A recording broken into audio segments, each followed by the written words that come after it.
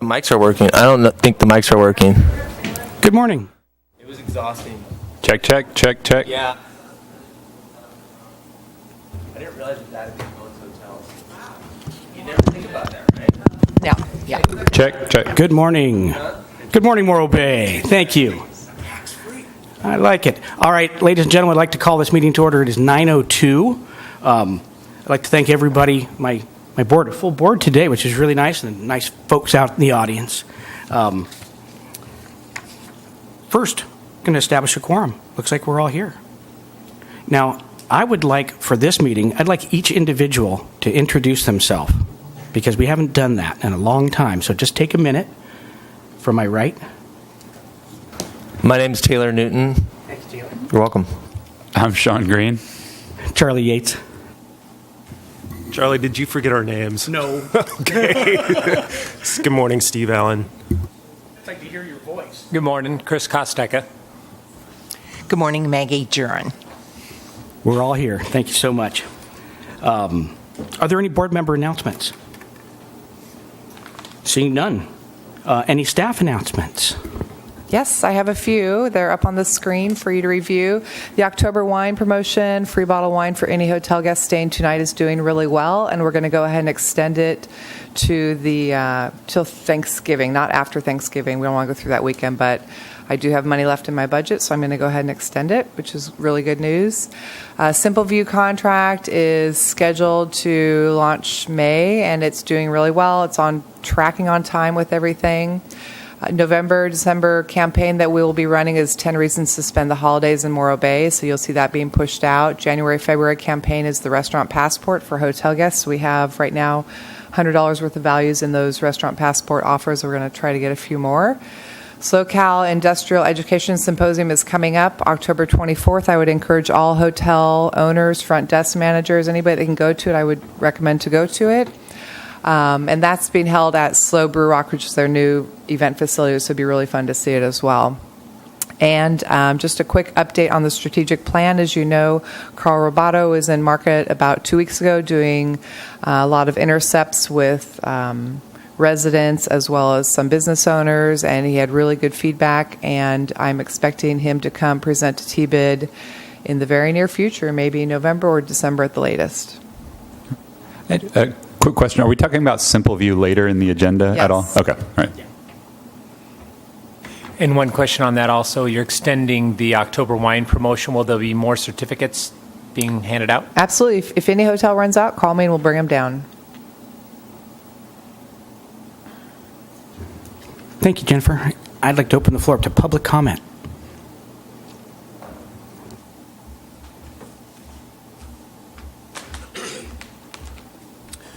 Good morning, Board. Ken Vesterfeld, resident of Morro Bay and Cruising Morro Bay Car Show. I just wanted to extend our very good thanks for what you have allotted to the car show for its advertising. I think Chris was telling you that approximately $16,000 is spent on advertising. Over the years, we have been able to attract the vehicles, which is on an average of $540 to $550. But it's the money that's spent on the advertising to bring the people into town to see the show. And if any of you have ever been down there, you will know that the street is full and the town is doing well. We have some vehicles that come in on the Sunday prior to the event and stay all the way through until the following Monday morning. I have an annual dinner with some people that come in on town on that previous Sunday, and then you have more people come in with that. Also, I don't know whether Chris was telling you or not, but Chris Parker, our president, that out of the 550 cars, roughly only 12 to 15% are from this county. So there are people that are coming in from all over north and south, and now we have a vehicle that's coming in from my homeland of Canada, and we also are Nevada and Arizona and Oregon. So we really appreciate the fact that not only the board but the city has allotted those funds to us, and we really appreciate it. It's the labor of love. I've been doing this 22 years out of the 23 that's coming up. And we have one board member that was a founding member, and he's with us every year. And it's a great group of people to work with on the board. But it's hundreds of people, or over 100 people, that volunteer their time to help put this event on. And so I just wanted to let you know that it's very appreciative for what this board does. And thank you for volunteering your time. Appreciate it very much. Thank you. We love the show. It's a great thing. It's really is. One more thing. You have an election coming up. It's our duty to vote, whoever you wish to. Thanks. That's right. Thank you again. Mr. Wallace. Hello, Jamie. Good morning. Good morning, everybody. How's everyone doing? Come on, energy. I come to you from the faraway land of Los Osos, and I am the chairman of the Los Osos Tourism Board there. I'm also a lecturer with Cal Poly Experience Industry Management. I came today really for collaboration. Jennifer came to our meeting, and I thought it was good. We exchanged ideas, thoughts. Being a community so close, sharing the estuary, we should do more, and that's my feeling. We have a lot of BIDs in this county, a lot, and I've been through a lot of that. So I come with bearing gifts. This is a really popular shopping bag. I know we have so many shopping bags in our trunks. I get it, but these are making its way over to the UK, into Canada. I love Canada. I have relatives from Nova Scotia, New Brunswick, BC. These people are wonderful. They have these bags. So these things are getting legs, so they're going in your shopping bags too.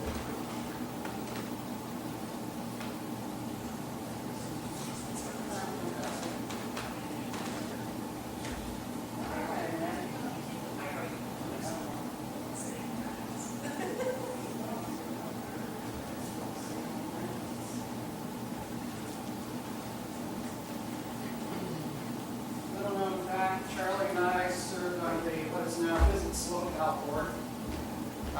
I was the past president of the old VCB, and Charlie as well, a past president.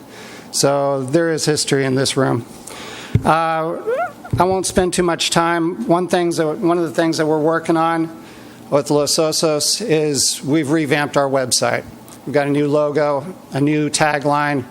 It's called Wildly Adventurous. We use it in a variety of forms. I'll pass this around. I only have one, unfortunately. But this will give you an idea of what we're doing.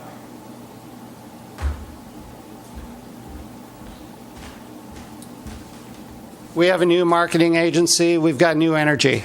And so we're doing a lot. And I'm today here to reach out and extend a hand of friendship and hope we can work in the future. So, thank you. Thank you, Jamie. Any other public comment?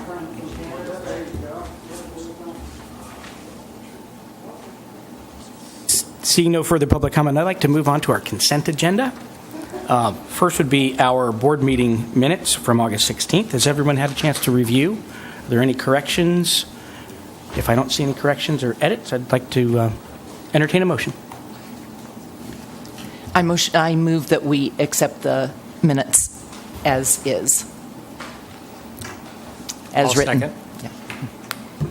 We've got a motion from Maggie and a second from Chris. I'd like to call for a vote. All in favor? Aye. Any opposed? Moving on. I abstain. One abstention. Abstain. You were not there. Yeah. Didn't get a chance to look at them. I'd like, again, for August 18th, the TOT report year over year. The recommendation is to receive and file. Everyone have a chance to take a look at that report. Looks good. Any comments? Questions?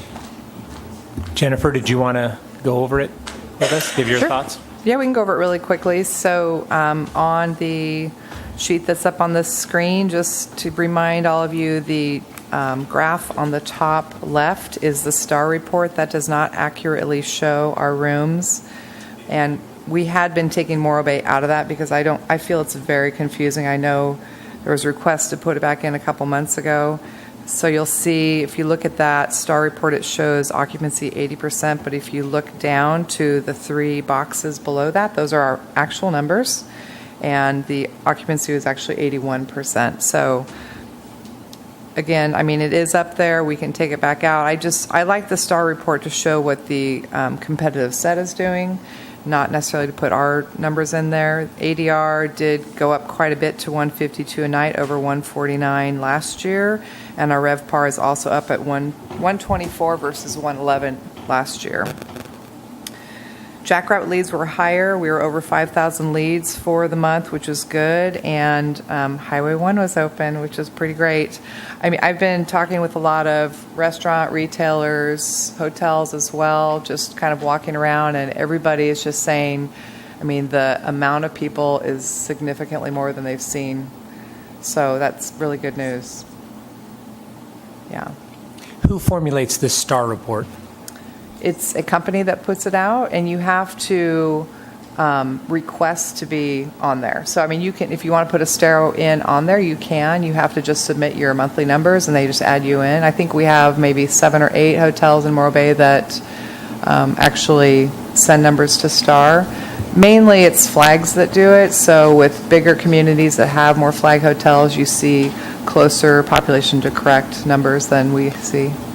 So it'd be safe to assume that most every city has the same as us. These aren't I don't think overly so. accurate. They give a somewhat of a representation, but not too terribly accurate. I would think cities that have more flags, like a Pismo Beach or a San Luis, will have higher hotels reporting into Star than we do.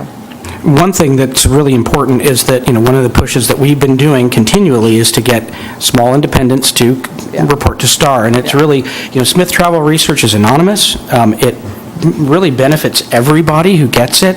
At the end, we report on a daily basis, and I use it on a weekly basis to take a look at what we're doing and what our competition's doing, not just locally, but regionally. And we also take a look from the Visit SlowCal Star Report to glean more information. So it's really beneficial for everyone, every hotelier, to get out and report and to be part of that. So that's my pitch for Star. Can I ask, as a non-hotelier, how exactly the Star subscription works? Does the hotel pay Star, and we also, as a T-bid, pay Star to receive that information? We don't pay anything as T-bid. Okay. Charlie, you can talk maybe from a hotel side. There's a small fee, but it's negligible. It really depends. There's levels that you can get, and if you want more reporting, it really is. So perhaps this is a future agenda item, but it seems reasonable to come up with a T-bid plan of attack that either incentivizes or pays outright or pays above and beyond a Star subscription so that we have useful information. Unless it's not money related and people just are intentionally not participating. Well, I believe that the numbers that you have below in the boxes, those are probably coming through TOT. And That's so correct. Those are accurate. 100% correct. Correct. Yeah.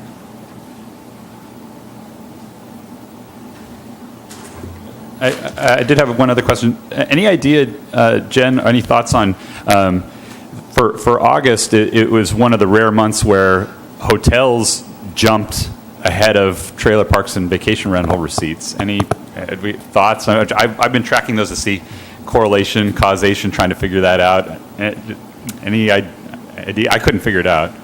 I couldn't talk about that off the top of my head. Marianne's going to present our Adair impact when we might be able to see if more numbers were pulled for August. She's going to be here at probably 10 o'clock to talk about that, and we can ask her about that. Cool. Relating back to Highway 1 being open, we did, remember, have that small campaign that we put together for reintroducing Highway 1 being open, and that was, I think we spent $10,000 on that, so that could have been an extra push. We usually don't spend money, to promote out during summer. We really try to shy away from that and keep our money tight for the shoulder season because we don't have a lot of it. Visit California also did a huge push. Oh, yeah. With, an amazing reopening party Yeah, that was held definitely. at the Rock. I mean, that in itself was a big We'll get push. PR from that for a long time. Yeah, and I also believe that, particularly being August, that again, vacation rentals and RV parks, vacations people have planned in advance versus opening Highway 1, where people are coming through and staying a night or two. I think that would be, I looked at that too, and that would be my take on it, is that. And if you would like, we could always take this report and add what VRs and camping and trailers are doing if you want to have it on here, just so you have like just a one point to look at and see the competitive set as well on them? I kind of related to that on the on this top right graph. Because some of us might be printing in black and white, either have a light gray and a very dark gray different between the two years, or some other design for the bar graph. Okay. If you wanted to add VRs and trailer parks, then it seems like we could draw that graph a little bit more to scale, because the difference here is only $400,000, which is maybe 11 or 12%, but it looks like we tripled our take. So maybe draw that to scale and add VRs and trailer parks. Jen, I had a question. Yep. The vacation rental receipts and trailer park receipts alone or added together are never more than the motel receipts. Okay. Never, yeah. But they are increasing. Just be aware that it would be very hard to come up with these same numbers. Maybe an occupancy rate you could, but the ADR and RevPAR are going to be tricky on a vacation. Honestly, I'm not going to spend that much time on it. I was just thinking put in the total amount, try to figure out. I'll just do one number. I don't want them to become my focus right now, but I would, if we want to add them in, I can figure out something to just a quick number to add them in. We could do it as a percentage, or I don't know. I'll look at it and give you guys some ideas next month. Any further questions or comments about the TOT report? I'm opening the floor to public comment.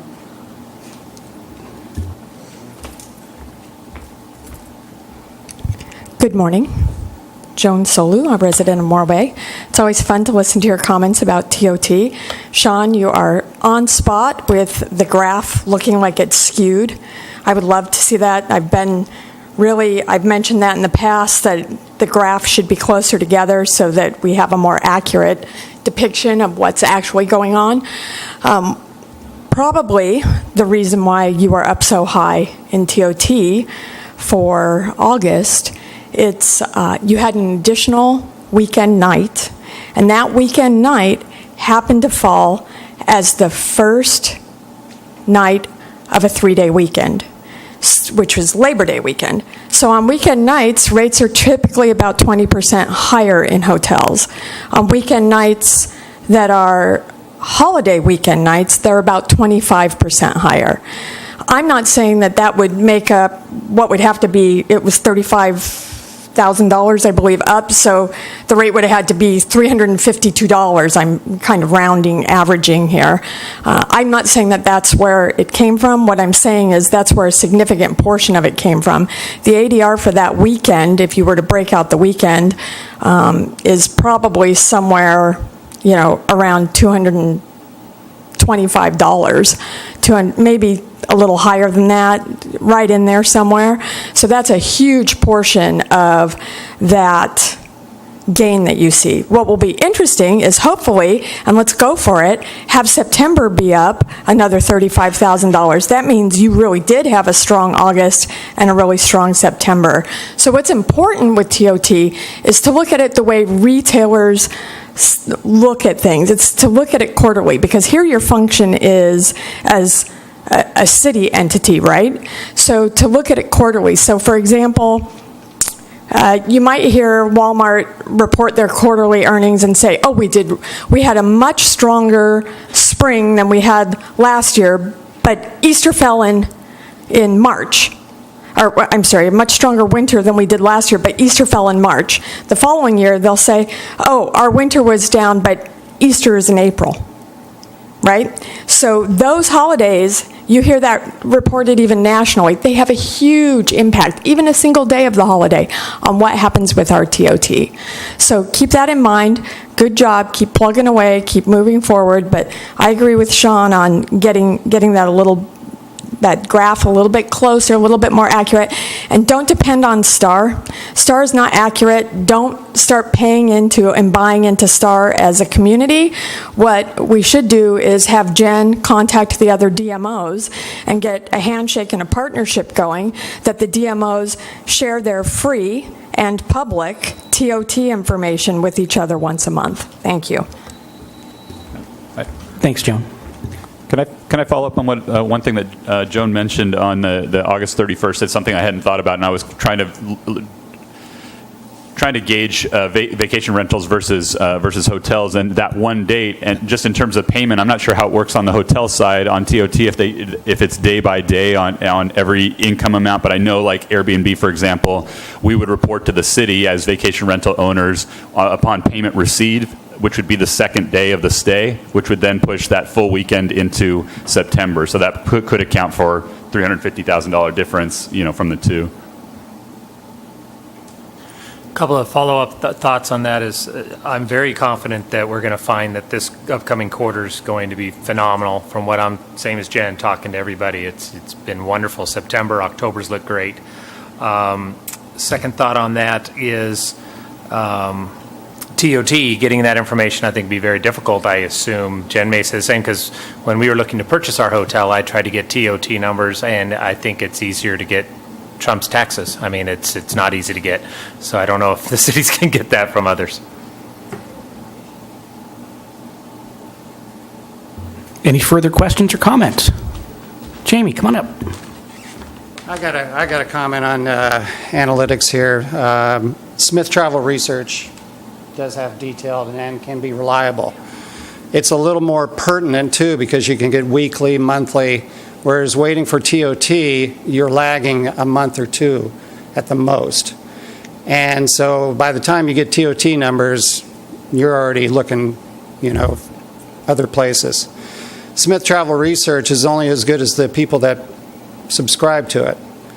And the numbers that go into it, occupancy, rate, and RevPAR, are very helpful. It's more helpful than just a number based upon your overall revenue.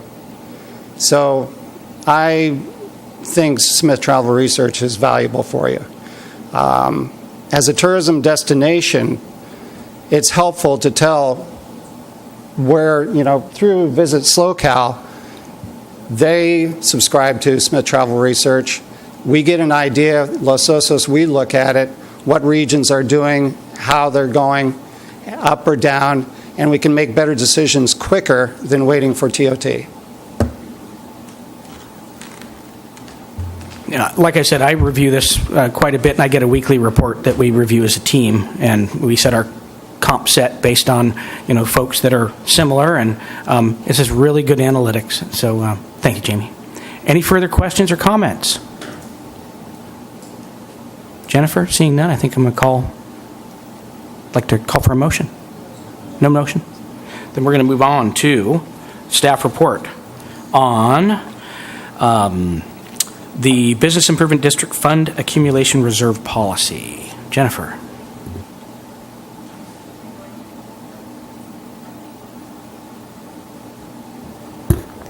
Good morning. You have Jen number 2 here today.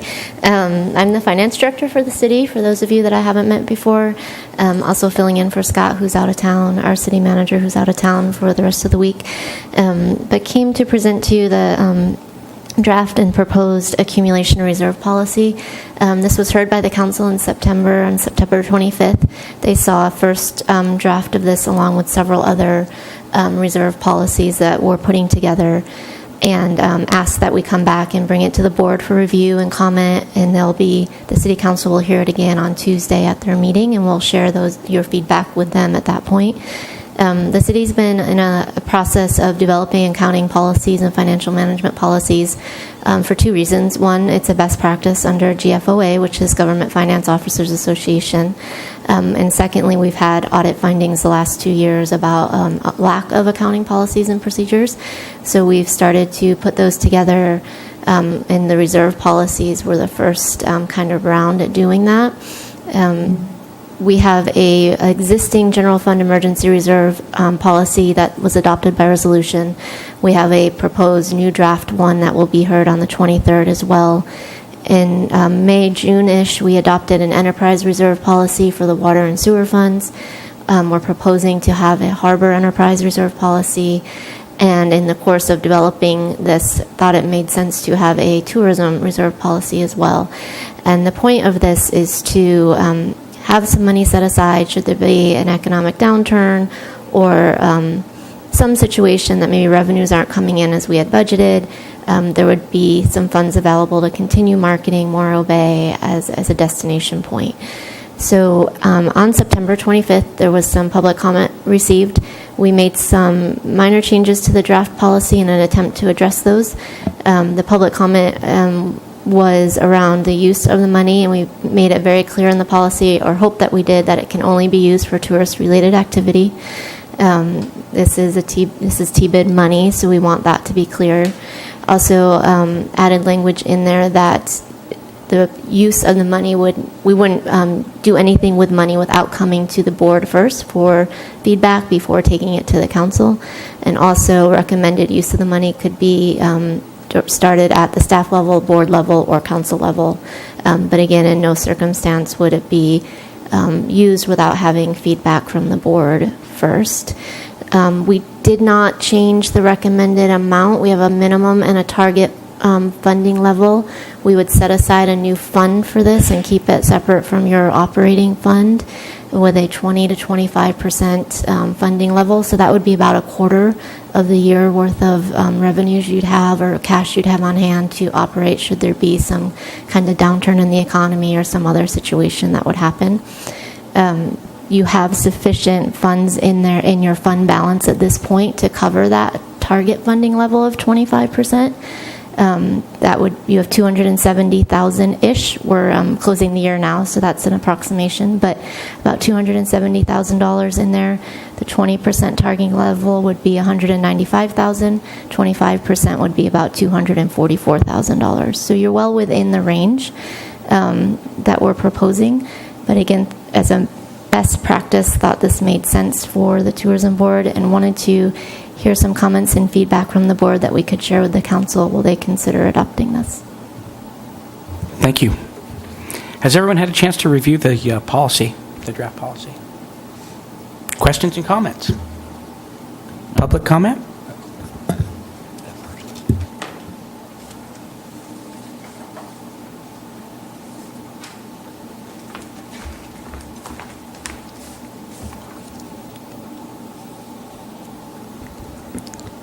Hi, my name is Joan Solu, and I'm a resident of Morro Bay.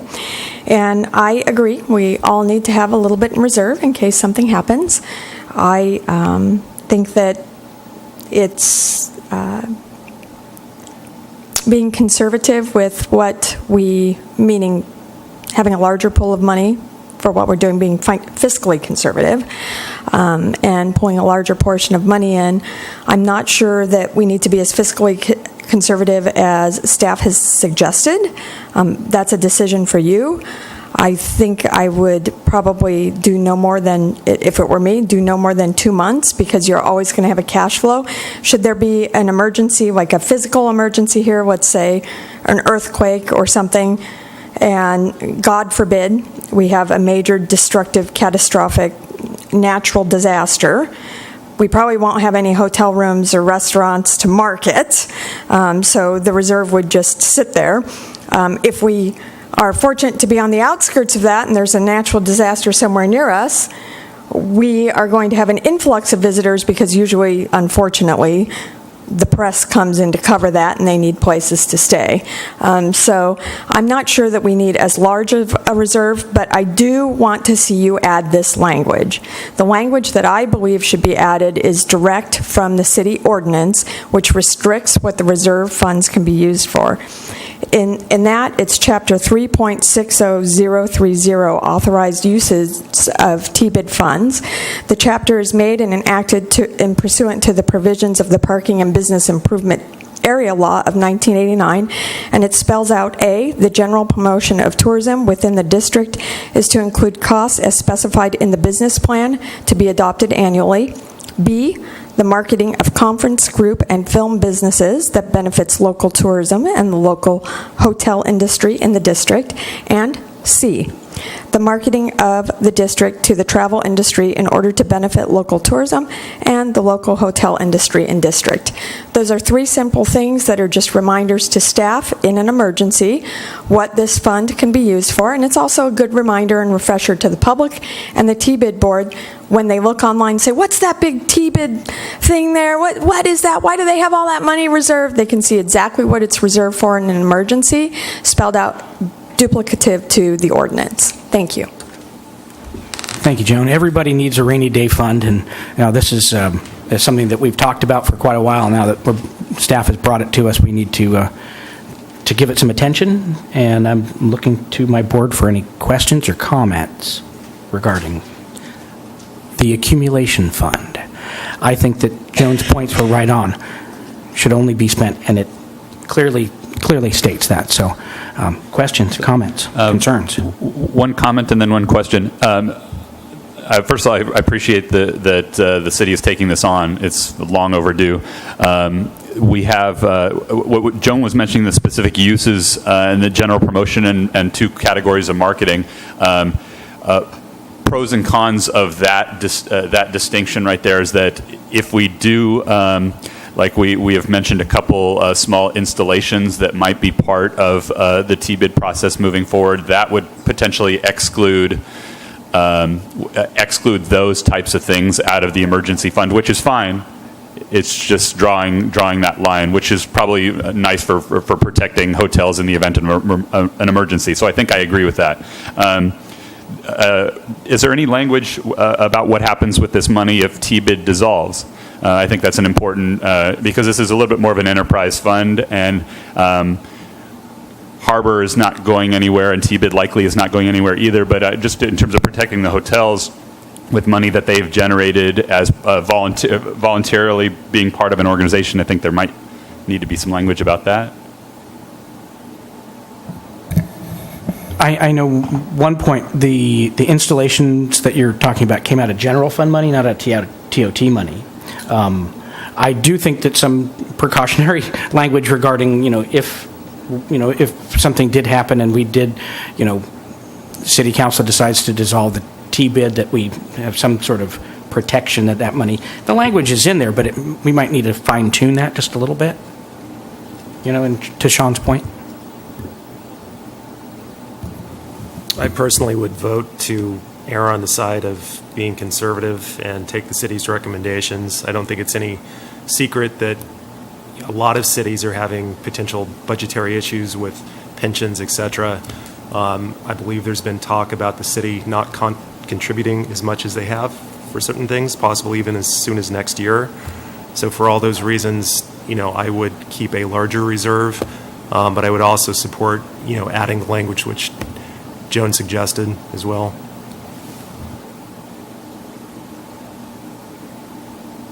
Any further comments? Any other questions?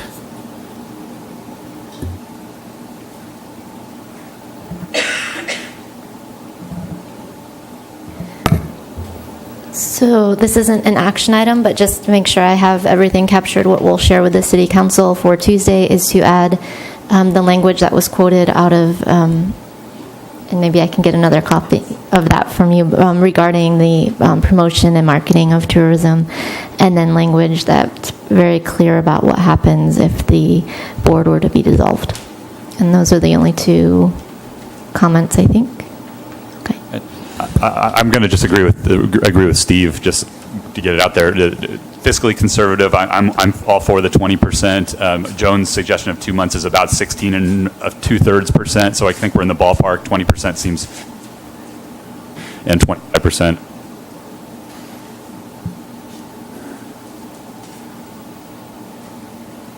Great, thank you very much. Thanks to the board. Joan, thank you as well. Okay, we're going to move on now to the Amgen Tour California. Jennifer, bring it on. Bicycle us in. Good morning. We're going to talk about the possibility of bringing Amgen back May 16th, 2019. It's coming up actually pretty quick.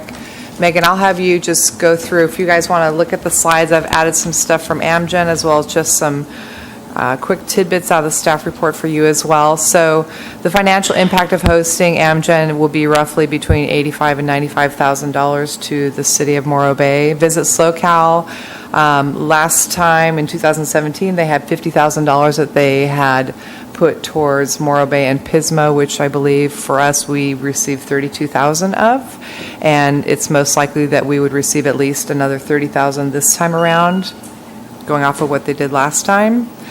Background on the race. So if you're not familiar with it, it's a 7-day race that's it's funded behind Visit California, just so you know. So Amgen used to come through the state or different states, whoever would host them, and it was a huge burden on the different cities. They would require like $250,000 or more to host it, and it just became a huge financial burden to the host cities. So Visit California stepped up and has added a large amount of funding to Amgen to keep it in California. So I think they pay them well over $1 million every year just to keep it here in California. And what that does is it allows cities like us to host it at a reasonable rate. And the exposure is very high. So, it's seen in 34 countries worldwide. I mean, the exposure is really great. So hosting and costs associated are very similar to what we did in 2017. We had to provide specific amount of hotel rooms, food for the Amgen, some teams. We could host some teams, but not a lot, as well as their staff, as well as some incoming media. And then we had some additional logistics support, which I do have a breakdown of those they're very small numbers, but we did have some logistical costs as well, as far as like cabling and scissor lifts and things like that, but it was fairly, minimum stuff. So one of the things that talking with Carl Robato, who's doing our strategic plan, his opinion is Amgen is definite must for us, but he feels it needs to be more than just a one-day event, and I totally agree with him. We had talked about this in 2017, and we just did not have the funding ability to do it last time, and I really think we need to use this as a springboard to really get a dynamic impact into the cycling market, which we really don't tap into like we should. I mean, being where we sit in the county, we're kind of in the middle of everything, and one of the big things that he's finding in all of his research that he's doing is that he really feels Morro Bay is kind of the REI of the county. I mean, we have all the aspects of the outdoor activity, whether it's water or hiking or biking. I mean, you can pretty much do everything here in Morro Bay, where a lot of the other surrounding cities have good aspects of those, but they don't have all of them, and we have really all of them. And so he wants to create us more of like the hub, so the REI, where you go to get all your stuff and really hub out of, and then go out to the surrounding cities to do your rides or whatever. And so one of the things that I would like to bring back to you in maybe March, if I can do it in February, I will, is kind of where I see this going after Amgen, what we can do to really kind of springboard into that cycling market. And I started having some initial meetings last week, and I just wrote down a couple things just so you kind of know where my head is reach out to all different aspects of biking, whether it's mountain, road, or the BMX groups, and get interactive route maps on our morrobay.org. So that might be one-way routes that show, take the ride up to Cambria and then put your bike on the bus and come back. Really give them that thought pattern on why to use Morro Bay as your base to go out and bike in our county. Route recommendations for traveling riders, which is what I was just kind of talking about, whether they're getting on Amtrak with their bike and they can bike from Slow here into town and stay here. Look at possibly adding a permit condition that would require a bike valet in all of our major events, really showing that we are a bike-focused and bike-friendly community. I spoke with we have a permit committee that meets every other Tuesday, and we met on Tuesday, and I floated it to the group, and they liked the idea. Avocado Margarita does a bike valet, and it does really well. Slow Downtown does a bike valet during the farmers market, also does really well. And so there's a county group that actually manages those, so I'm going to reach out to them and kind of see how that would work. Jen, they were here for the start that we did. Yes. The bike valet, and they were great. Yeah. Great. But we could have used one at Harbor Festival. I just think it shows really good synergy that we're about that, that part of the aspect and not always being in your vehicle. What about maybe a bike share possibility like you would see, and they've got them in all different. They've got them in the Bay Area where you can swipe your card, pick up a bike, and ride it around town, and then put in another, carrier and leave it. So that's something I want to look into. That would be more of a long-term thought process as far as financial ability to do that. And then really actively work with local groups and events to get more focused on how we can support them and either host them or host a stop here or something to just keep them actively in and around Morro Bay. So like I said, I'm going to bring it back in March at the latest. I will try to do it in February for you, but I really need to spend some time on it and get my head around it more. Taylor, you have a question? I think it's a great idea, Jen. I think that I love the term that we're the REI of the San Luis Obispo County. I also think that Morro Bay is the gateway to Highway 1, which is an amazing place to ride your bike. I wanted to point out that we have a second internationally renowned bike ride every year here on the coast, the Best Buddies ride. The Best Buddies Foundation raises millions of dollars every year. I've been fortunate to be part of that the last 4 years, and they have 3 national rides a year, and they bring in massive celebrities and just huge dollars, and it's phenomenal advertising. And I think it's a little bit unfortunate that every year I don't really see a lot of anything Morro Bay when I'm up there at the Hearst Ranch and Castle, and the opportunity is just sitting there. It's not going away, and the contacts that you have in that event and then throughout the year are amazing. So we might be fortunate enough to go to do the Boston event as well this year with our organization, and it'll be really interesting to see compare the 2 coast-to-coast events. But again, that is a giant publicity fest up there. There's a couple other ones, Taylor. There's the AIDS ride, the Central Coast Classic. I mean, we need to really, I had a really good meeting with Red, and we went through a bunch of stuff, and he gave me a really great list of contacts for me to go after and start really trying to connect with these groups and make them really part of what we're doing. The Eroica event's also pretty incredible. That vintage bike race ride is pretty cool. You mentioned that one as well. Jennifer, I know we had conversations before, and you probably have with others, but can you paint the picture of the tour, how it's coming in, when it's leaving, days of the week? We're going to go through that. Oh, beautiful. So go ahead, Megan, go ahead and go for it, and I'll give you guys some more stuff. So I pulled some just analytics from, this is Amgen, they sent this over, and they've just got some really good thing. It shows how many cyclists they had. This was 2018, miles on the road, how much time spent racing. One of the things I think is really interesting is they do equal pay for men and women, which to me goes back to kind of where we need to be as a community, so I like that aspect of it. Megan, go ahead and flip to the next. On a broadcast side, they had more than 17 hours of live broadcast on 2018, which was really strong. They're on some really good worldwide networks as also NBC. Last time, we worked really hard to change the route coming to town. We had them come through the Back Bay and through State Park, and to me, that's solid. I mean, that is absolutely the way it needs to be because it shows the beauty of our estuary where, initially they just wanted to come bomb down, Morro Bay Boulevard and be in town, and we really need to show them, really all of Morro Bay. So they like that idea again. The film commercial that we shot last time, we spent about $10,000 putting that together, and we can use that again. There's no reason to recut it, so we've saved money right there. Let's see, what else do we have? Here's some quick broadcast numbers. This is again for 2018, so 14.5 million viewers, worldwide. 15.9 worldwide. Really, really strong numbers. And on NBC, 105,000 viewers. So that, to me, is really good numbers for us. Of course, international, we always like, that's long term, but I think the NBC numbers are good for us to look at for getting that initial quick impact from cycling.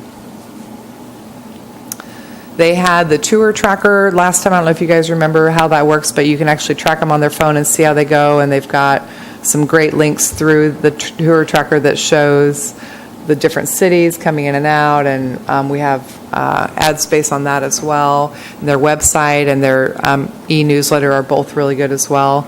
They do a lot of marketing pre and post. Again, in 2017, not really have been part of a finish and not really knowing what that was kind of about, they had reached out to us and said, we might want to look at having an agency do like a local push. And so we had hired an agency, I think it was between $12,000 and $14,000, and they did a local push for us to shoot out to like California media. And reviewing it and actually talking with Marianne from Mental Marketing, she agreed with me that we really don't need to do that because Amgen does such a thorough coverage. There's no reason to have that extra expense. So that's another expense that we will not have this time, which I'm thrilled about. So right there, we're at like $22,000 to $24,000 in savings from last time we hosted it. Social media, I think, is where it is for us. Obviously, really strong. 8.4 million on Facebook. That's really strong. 1.4 on Instagram. Those numbers are really good for us. And when Marianne goes through the analytics from Adara later on, you'll see the number of leads coming from Facebook to bookings is astonishing. It's like our number one thing. It's really great. So here's the recommended route from their race course director, and they're coming from the north. So what Amgen is doing is they're putting together the exact same ride that Dream Drive just did with Visit California. So they will start at Laguna Seca.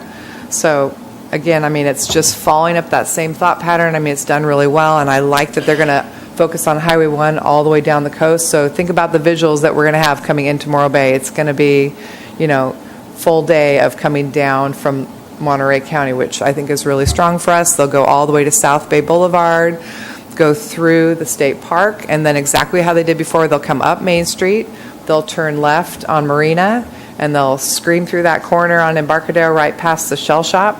I don't know if any of you saw last time, but we had all this really great international coverage of all the riders coming through that corner and the Shell Shop behind it. It was really cool. It was a really great visual. And then they have to finish on a road that is a certain width, so they cannot finish out at the Rock. It's not an option. And so what we did last time was we came up Harbor, and it was really nice. It gives them a really strong uphill climb, which the riders like. It shows a good competitive feed right to the finish. So that's what they want to do again, is finish right at Harbor like they did last time. You guys like the race course?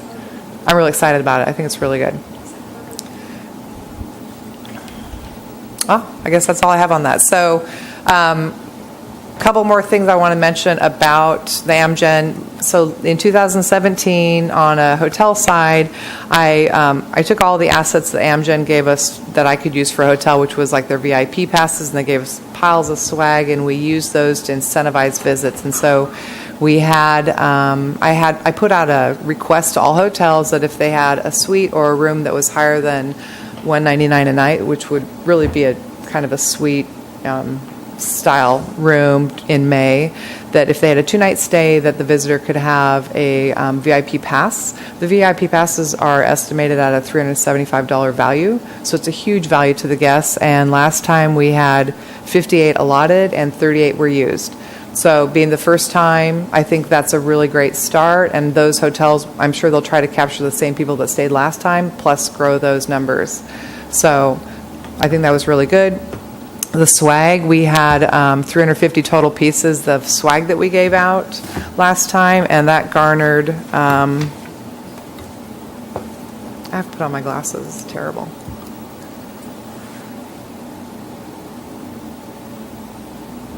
Um, 350 total rooms. 357 total rooms, and the average ADR on those rooms was $97 a night.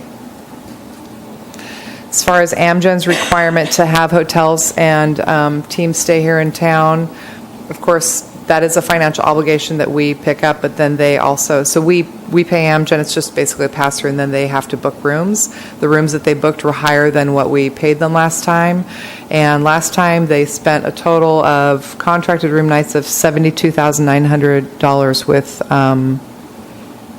about 12 different hotels in town. That's all I have for you guys. Do you have any questions for me? Yes, so in reviewing this, I want to make sure that I don't have some preconceived ideas that are off. So this tour travels the entire state. This is just one stage, correct? It stays in California, so it doesn't go the whole length of the state. It just Right. depends on where they want to kind of move it around. Because they mentioned 7 stages, so this, what we're just looking at, is one of the stages. Correct. Is that correct? Okay, so I am correct in that. So to give a little background, they do this in the county that I come from in Southern California. They come through Riverside County. So could not agree more with your local push not needed, because the populations in that area are probably 20-fold what they are here. And as for a sporting event, it's the number one thing. It's the first article on the sports page every morning. So the press coverage is amazing. It kind of swamps our area there, so I'm sure it's going to more than swamp it here with local news media and the newspapers. So that'll be wonderful. Also, with that in mind, is the amount of sales that they generate is nice. I don't think it dollar for dollar it necessarily makes sense. So this is coming as for a huge national, local, even international coverage of Morro Bay. And so our push, if we're going to do this, I think, with the best ways to get our name included in that, and that it catches onto the consumer's mind that's following this race. Correct. And the last part of this is advertising-wise, is kind of golf's in sports realms, the holy grail of go after golf people because they have the most money to spend. That's why you see Mercedes commercials and stuff. But biking is also up there when you see those charts. It's one of the really high ones for people that spend money. And as a tourism board, we want to see that. To watch them 2 years ago come through the state park and to see the visual of the golf course with the water in the background, over $1 million in advertisement. I mean, you really just you can't buy it. You know, it's amazing. In a similar fashion, they always talk about that, the Rose Bowl being so, because it's always 80 degrees in Southern California and everybody's freezing as Michigan's playing in that game. Or they play the golf courses in Southern California in January, February, like Torrey Pines, and the San Diego would always talk about irreplaceable, the advertising dollars of someone freezing at home and watching what's going on there. So yeah, those type of shots are invaluable. I asked Brooke Burnham from the county to come today to talk with you about the county's aspect on Amgen, so I'm going to have her come up and you guys can ask her questions as much as you want. Hi. Thanks for having me. I wanted to just take a couple minutes and kind of reconfirm our commitment to having the Tour of California come through SlowCal. It's been on our radar since they were here in 2017, bringing them back, and really pushed them this year to highlight that Highway 1 experience to support the reopening and the economic rebuilding efforts that we're all taking on here this year. Excuse me. So Visit SlowCal has earmarked $50,000 in sponsorship dollars. Again, this would be split between Pismo Beach and Morro Bay as it's currently projected. We only can support this event when it comes into more than one destination within the county. That's aligned with our mission. And so, you know, according to kind of what Jen said, we haven't seen those final contracts, but once we have those, we'll be able to kind of have a better idea of how that's split up, but we expect it to be very similar as it was to 2017. With that kind of then $18,000 split between the two communities.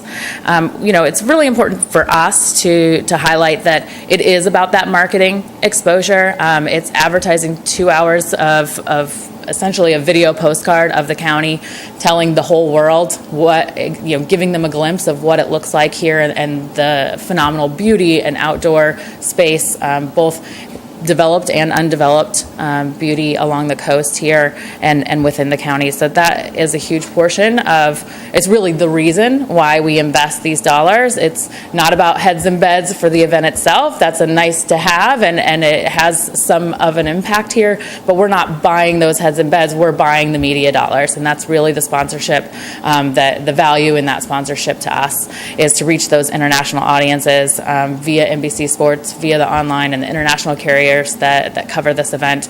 It's, you know, even at a $4 million budget, not something we could ever afford on our own, and the ROI on that $50,000 investment is huge when you think about that in that international scope.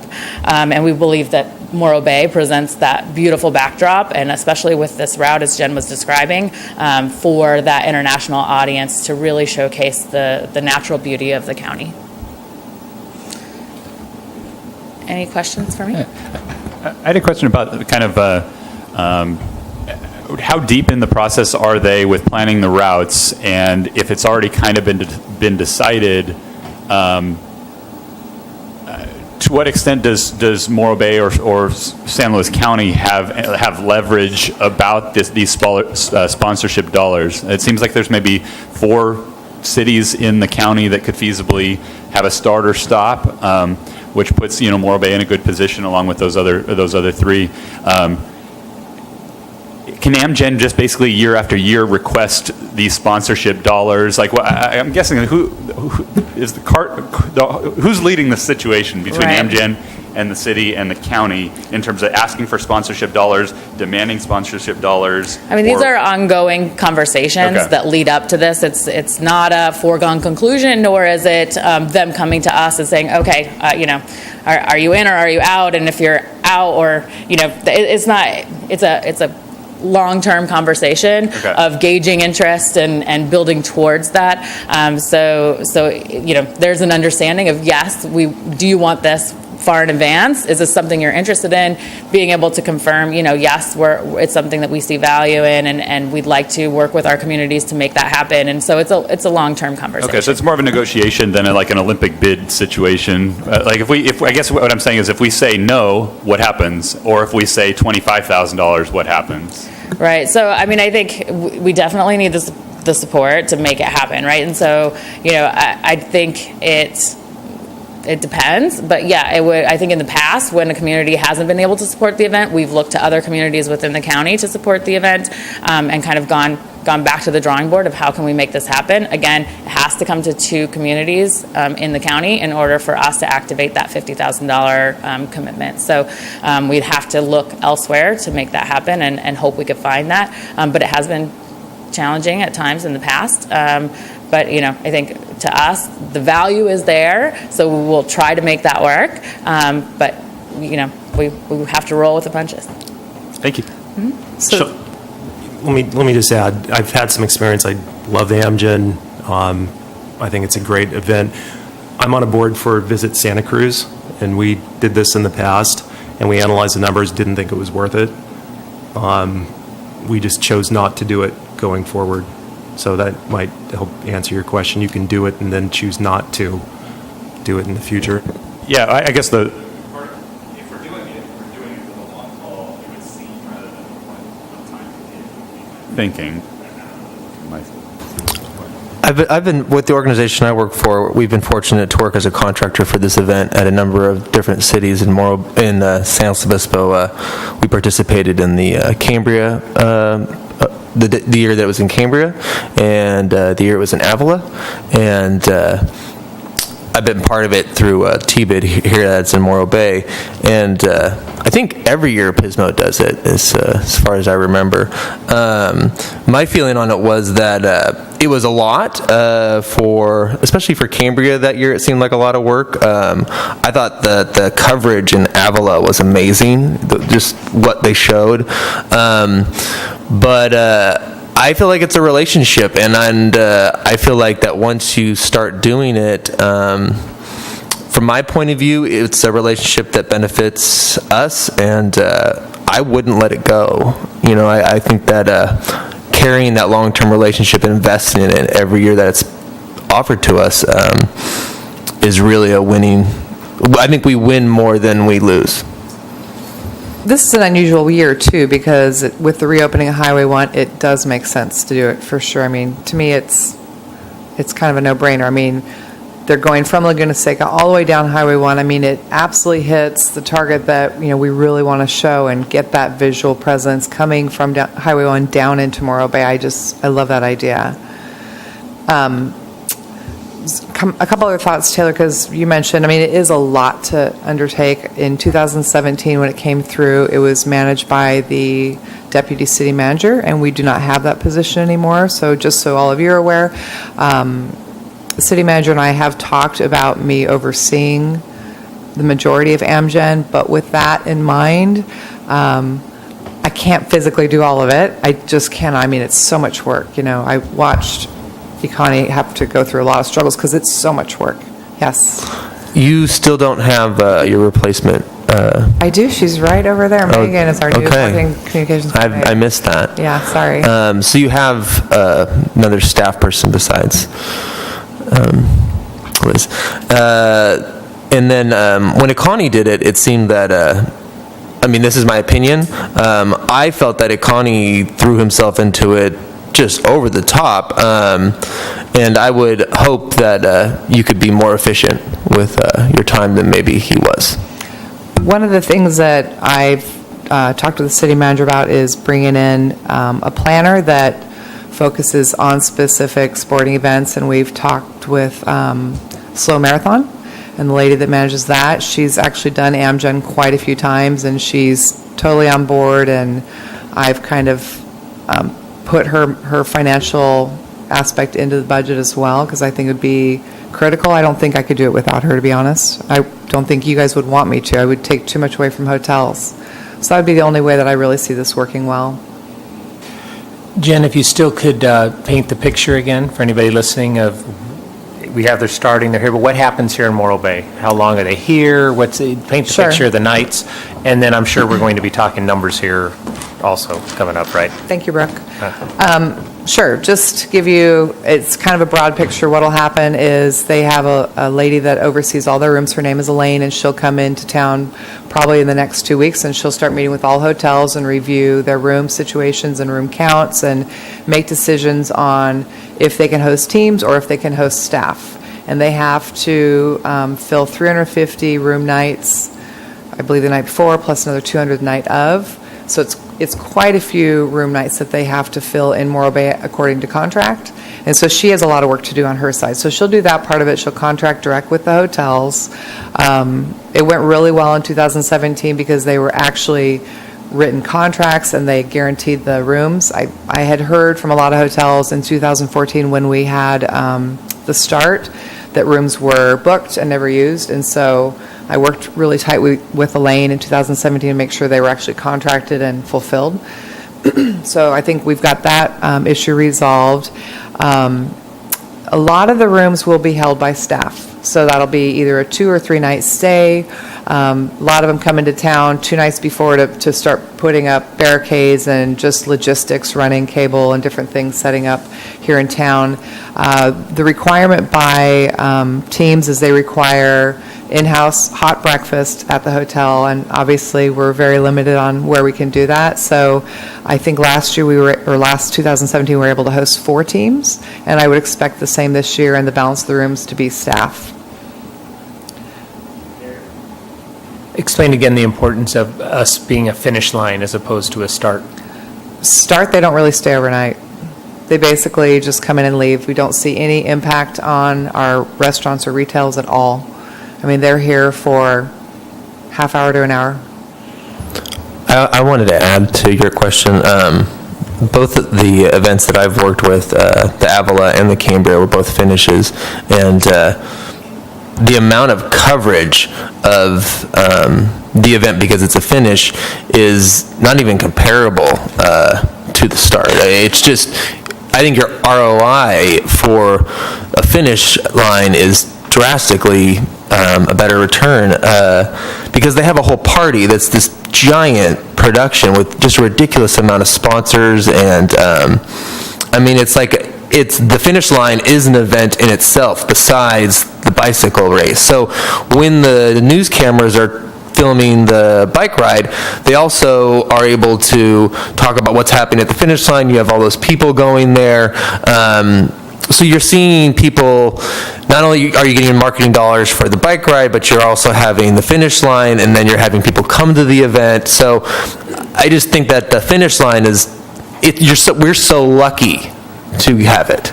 And that's the way I look at it, as losing that, it would be such a silly thing.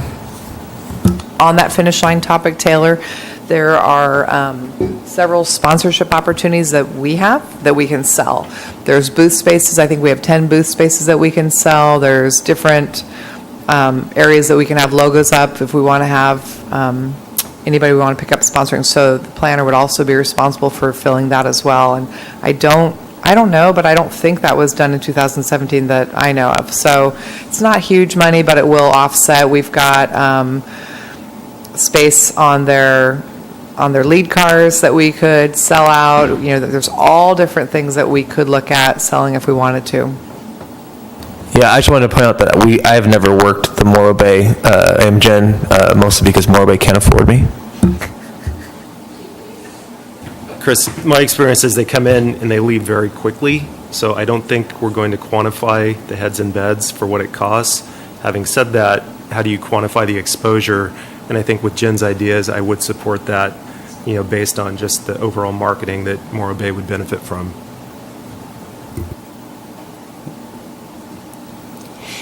And my question goes to the budgetary thing. So you're asking us to pull this money out of the reserves, and to me, I don't have a big issue with that, but I do question that and I realize timing-wise it didn't work, but to me this is just another event sponsorship in some ways.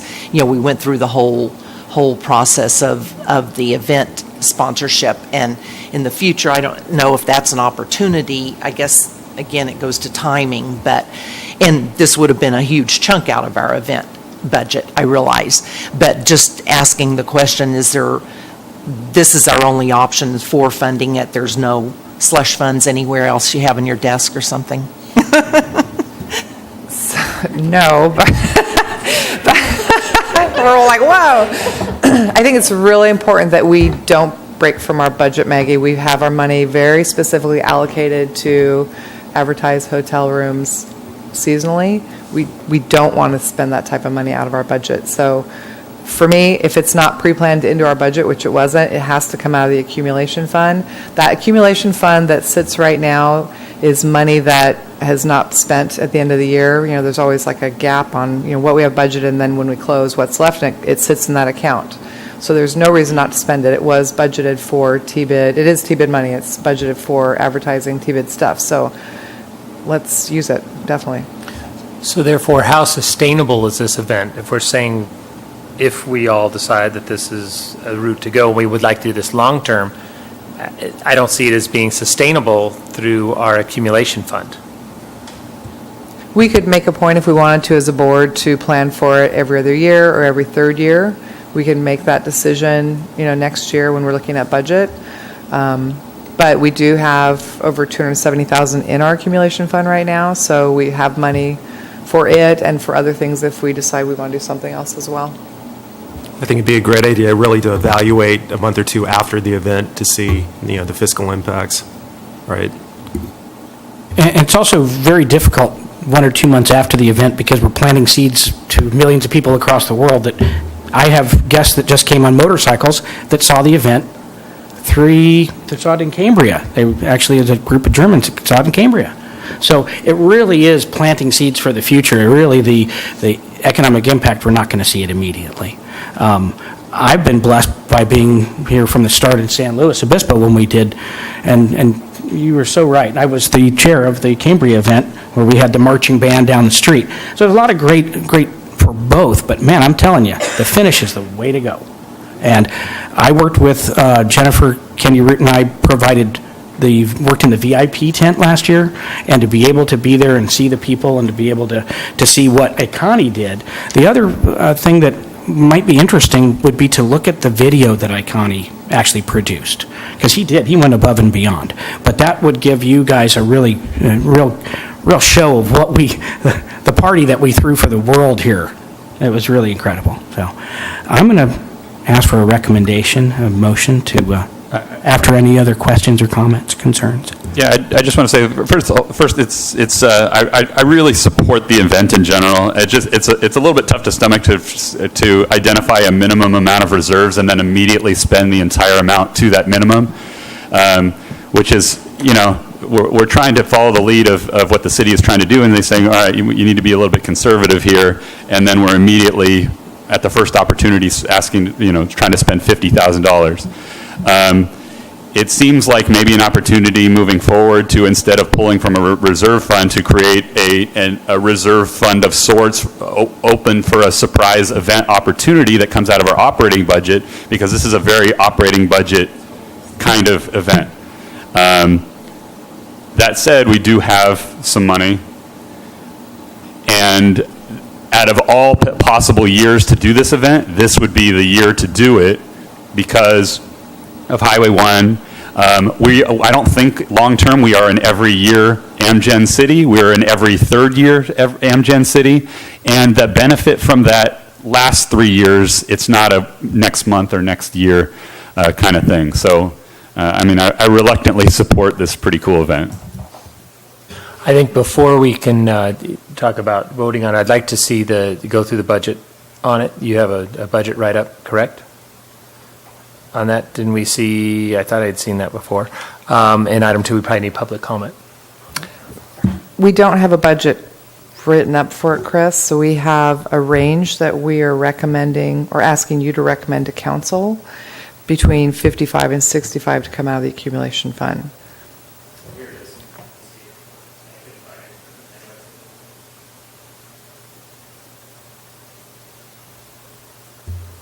I'd like to open the floor to public comment.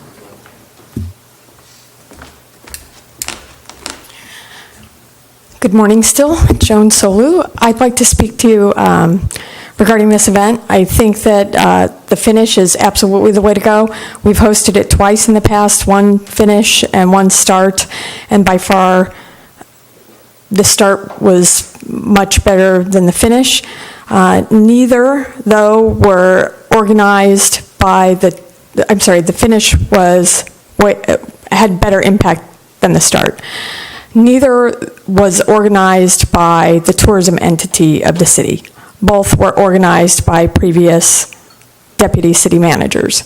So I wanted to give you that because I think tourism gets tourism, and I think that that'll have a greater impact. Regarding the fund that you're going to take it out of, it is my understanding that you have 2 funds that we're talking about. Jen Little is talking about an accounting, Jen Calloway, I'm sorry, is to Jen, start, finish. Jen Calloway, Finance, is talking about a financial reserve account. When Jen Little speaks, she's talking about an accumulation fund, taking the money out of an accumulation fund, which is separate. That accumulation of $240 or $50 or $80,000, if we can get the exact amount, that literally came because there was a spending freeze put on the T-bid money by the former city manager, Mr. Buckingham, during the process of turning the tourism entity back into, or turning it into, for the first time, a city-run entity. From the day that the city council made their decision, the next day he called and said, you can't do any future advertising for this year, you can't enter into any accounts, and you can't sign any contracts. So that money accumulated. That's where that accumulation fund, that's why that accumulation fund is so large. It's not $200,000 of extra money that we produced last year, it's because there was a freeze done. So I don't want you to think that if you spend $65,000 on this, you're going to have $65,000 of extra money automatically flow to that account. It's pretty highly unlikely, right? Because your budget is so tight, the way you're controlling your budget for the T-bid. However, I do support this. I think that you should do the finish. I would love, I know this logistically is really done because of the way bicycles maneuver, but in terms of beauty and coverage and really photographic elements of Morro Bay, it would be terrific to have it end on Morro Bay Boulevard because of the red gum eucalyptus and the heritage palm trees that are along there, and you can still see the rock. If not, I suggest that we ask city staff to set some money aside so that we can work with community foundations or community organizations to beautify Harbor Boulevard, because if we're going to spend this money, when you drive out of here, drive up Harbor and look at that and think about the international press coverage. And then think about the beautification of that street. Thanks so much, Joan. So that was a clarification for me. I didn't realize that. I was interpreting accumulation funds as being the same as reserve funds, but no. Okay, good. Thanks. I can't help but chime in on this as well. Jamie Wallace again. Like Charlie, I've had past experience as a hotelier and as a BID member for both Pismo Beach and San Luis Obispo City. And Amgen is an interesting beast. It's not sustainable. They choose where they go. They could direct the path next year all the way to King City and around. They determine. Now, if we put on a good show and we look good and we're organized, they'll come back. So that's an important thing to realize.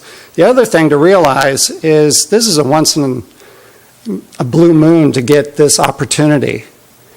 So it's a valuable marketing experience. Now, does it justify the amount of money? It's tough. That's the way marketing is. You just hope that, and with your legs, your marketing efforts to set the demographics of Morro Bay being a place where bikes are friendly and the nature, if you promote that, they will come back because that seed, like Charlie was saying, has been planted. So, as a hotelier, I kind of look at it and go, the rate is really horrible. I'm not getting any extra rooms because of it on that particular day. Am I any better than I was without it? Maybe not. The spinoff for retail, restaurants, yeah, that's not bad, but it's limited. So as an economic hit right away, it's not. It's something that you develop and grow. So that's been my experience. I mean, Amgen's been coming through this county for over 10 years now. And each city has its own experience with it. Some don't want to do it again just because it's too expensive. It's not worth it. The logistics are really tough. Avila Beach, that was one to look at because that's a one-way in and out town.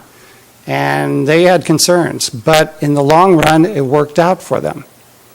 So there are challenges here. So just coming from voice of experience, I urge you all to go for it.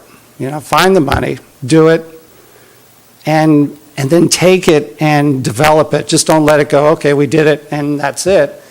Use your marketing people, make it happen, get the legs on it, keep pushing it, and use Visit SoCal, use California, because that's what it's all about.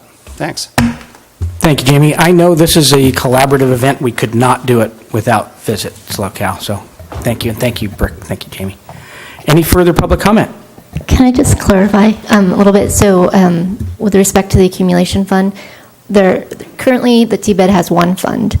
There isn't a separate accumulation fund. It's sitting in your regular operating fund as fund balance. So we're proposing to create a new accumulation fund. The reserve policy speaks to how much money you're saying is untouchable, if you will, unless there's action by the board and the council. So there aren't three different funds. The $65,000 would be out of the accumulation fund, but would not dip into or below that minimum target funding level for the reserve. That helps.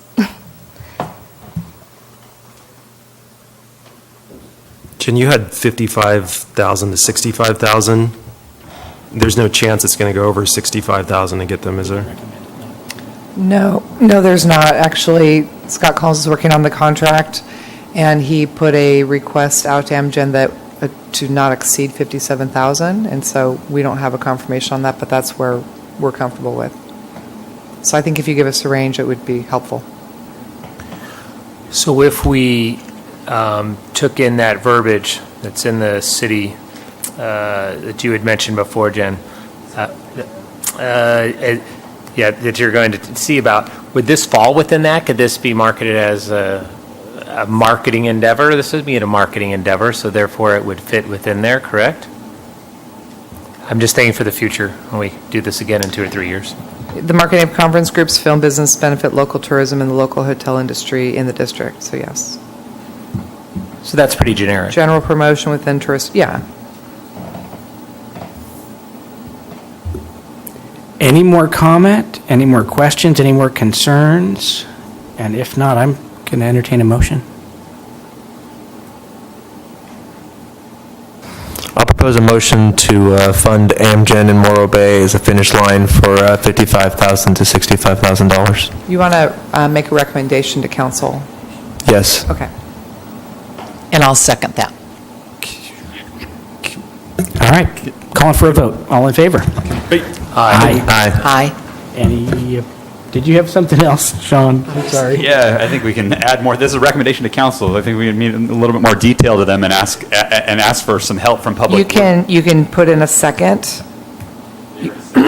No, you can put in a second motion, but Oh. you need to do a second motion. You can't just talk, Okay. because it already got seconded. Yeah. You're only waiting on one vote. Oh.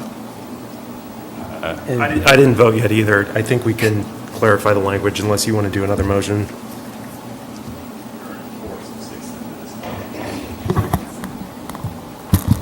Sorry, I can't help myself. Maybe you can, if you want to clarify the motion, take a vote. If it doesn't pass, then do a new motion with more clarifying language, or withdraw the motion.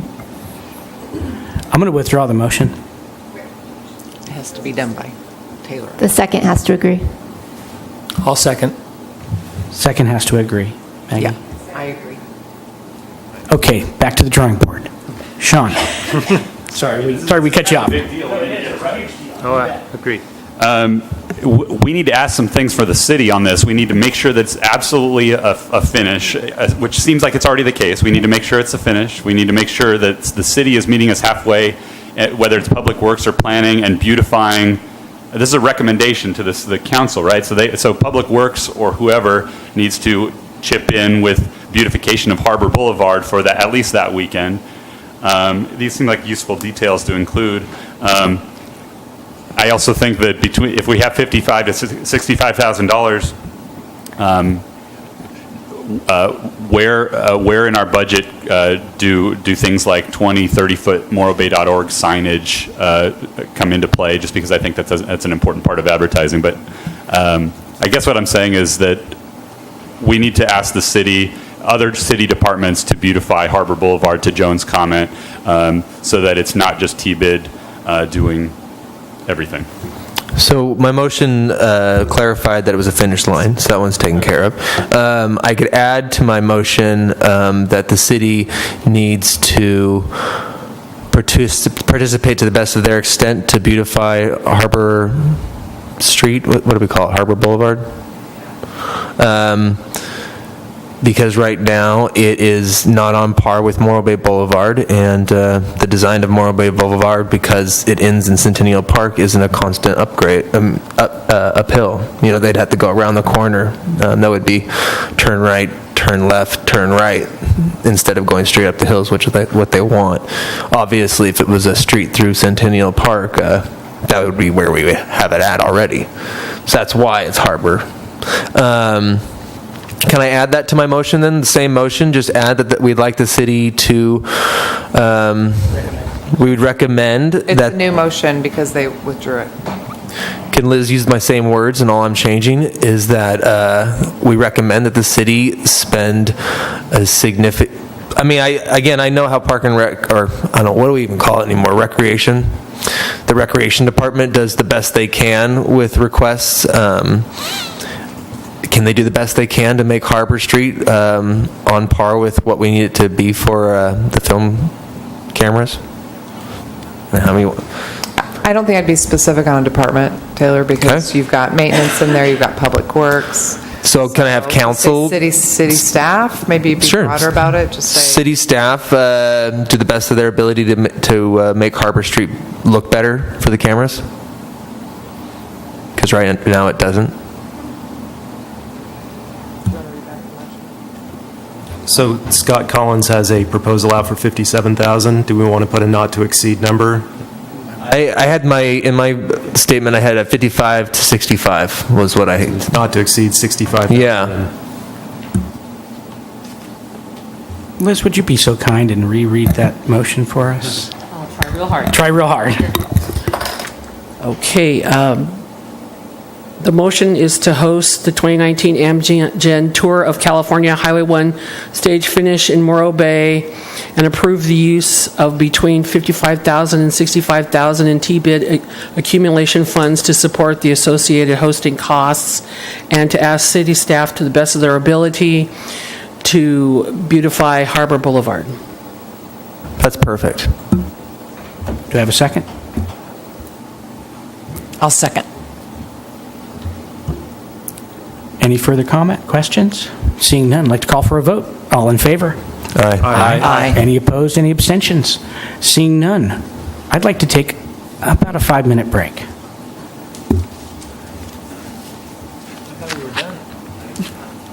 No, we still have the marketing yet.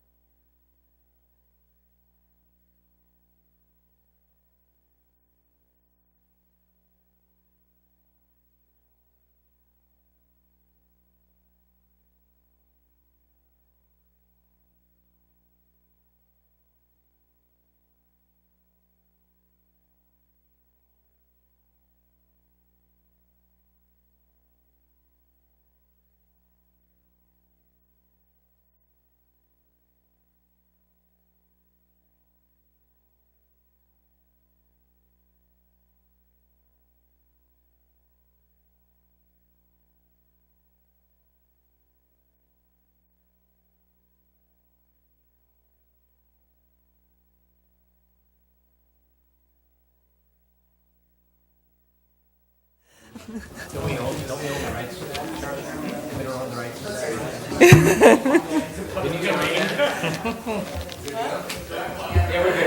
right, everybody, we're going to be starting this meeting back up. I want to thank everybody for allowing us to take a brief break.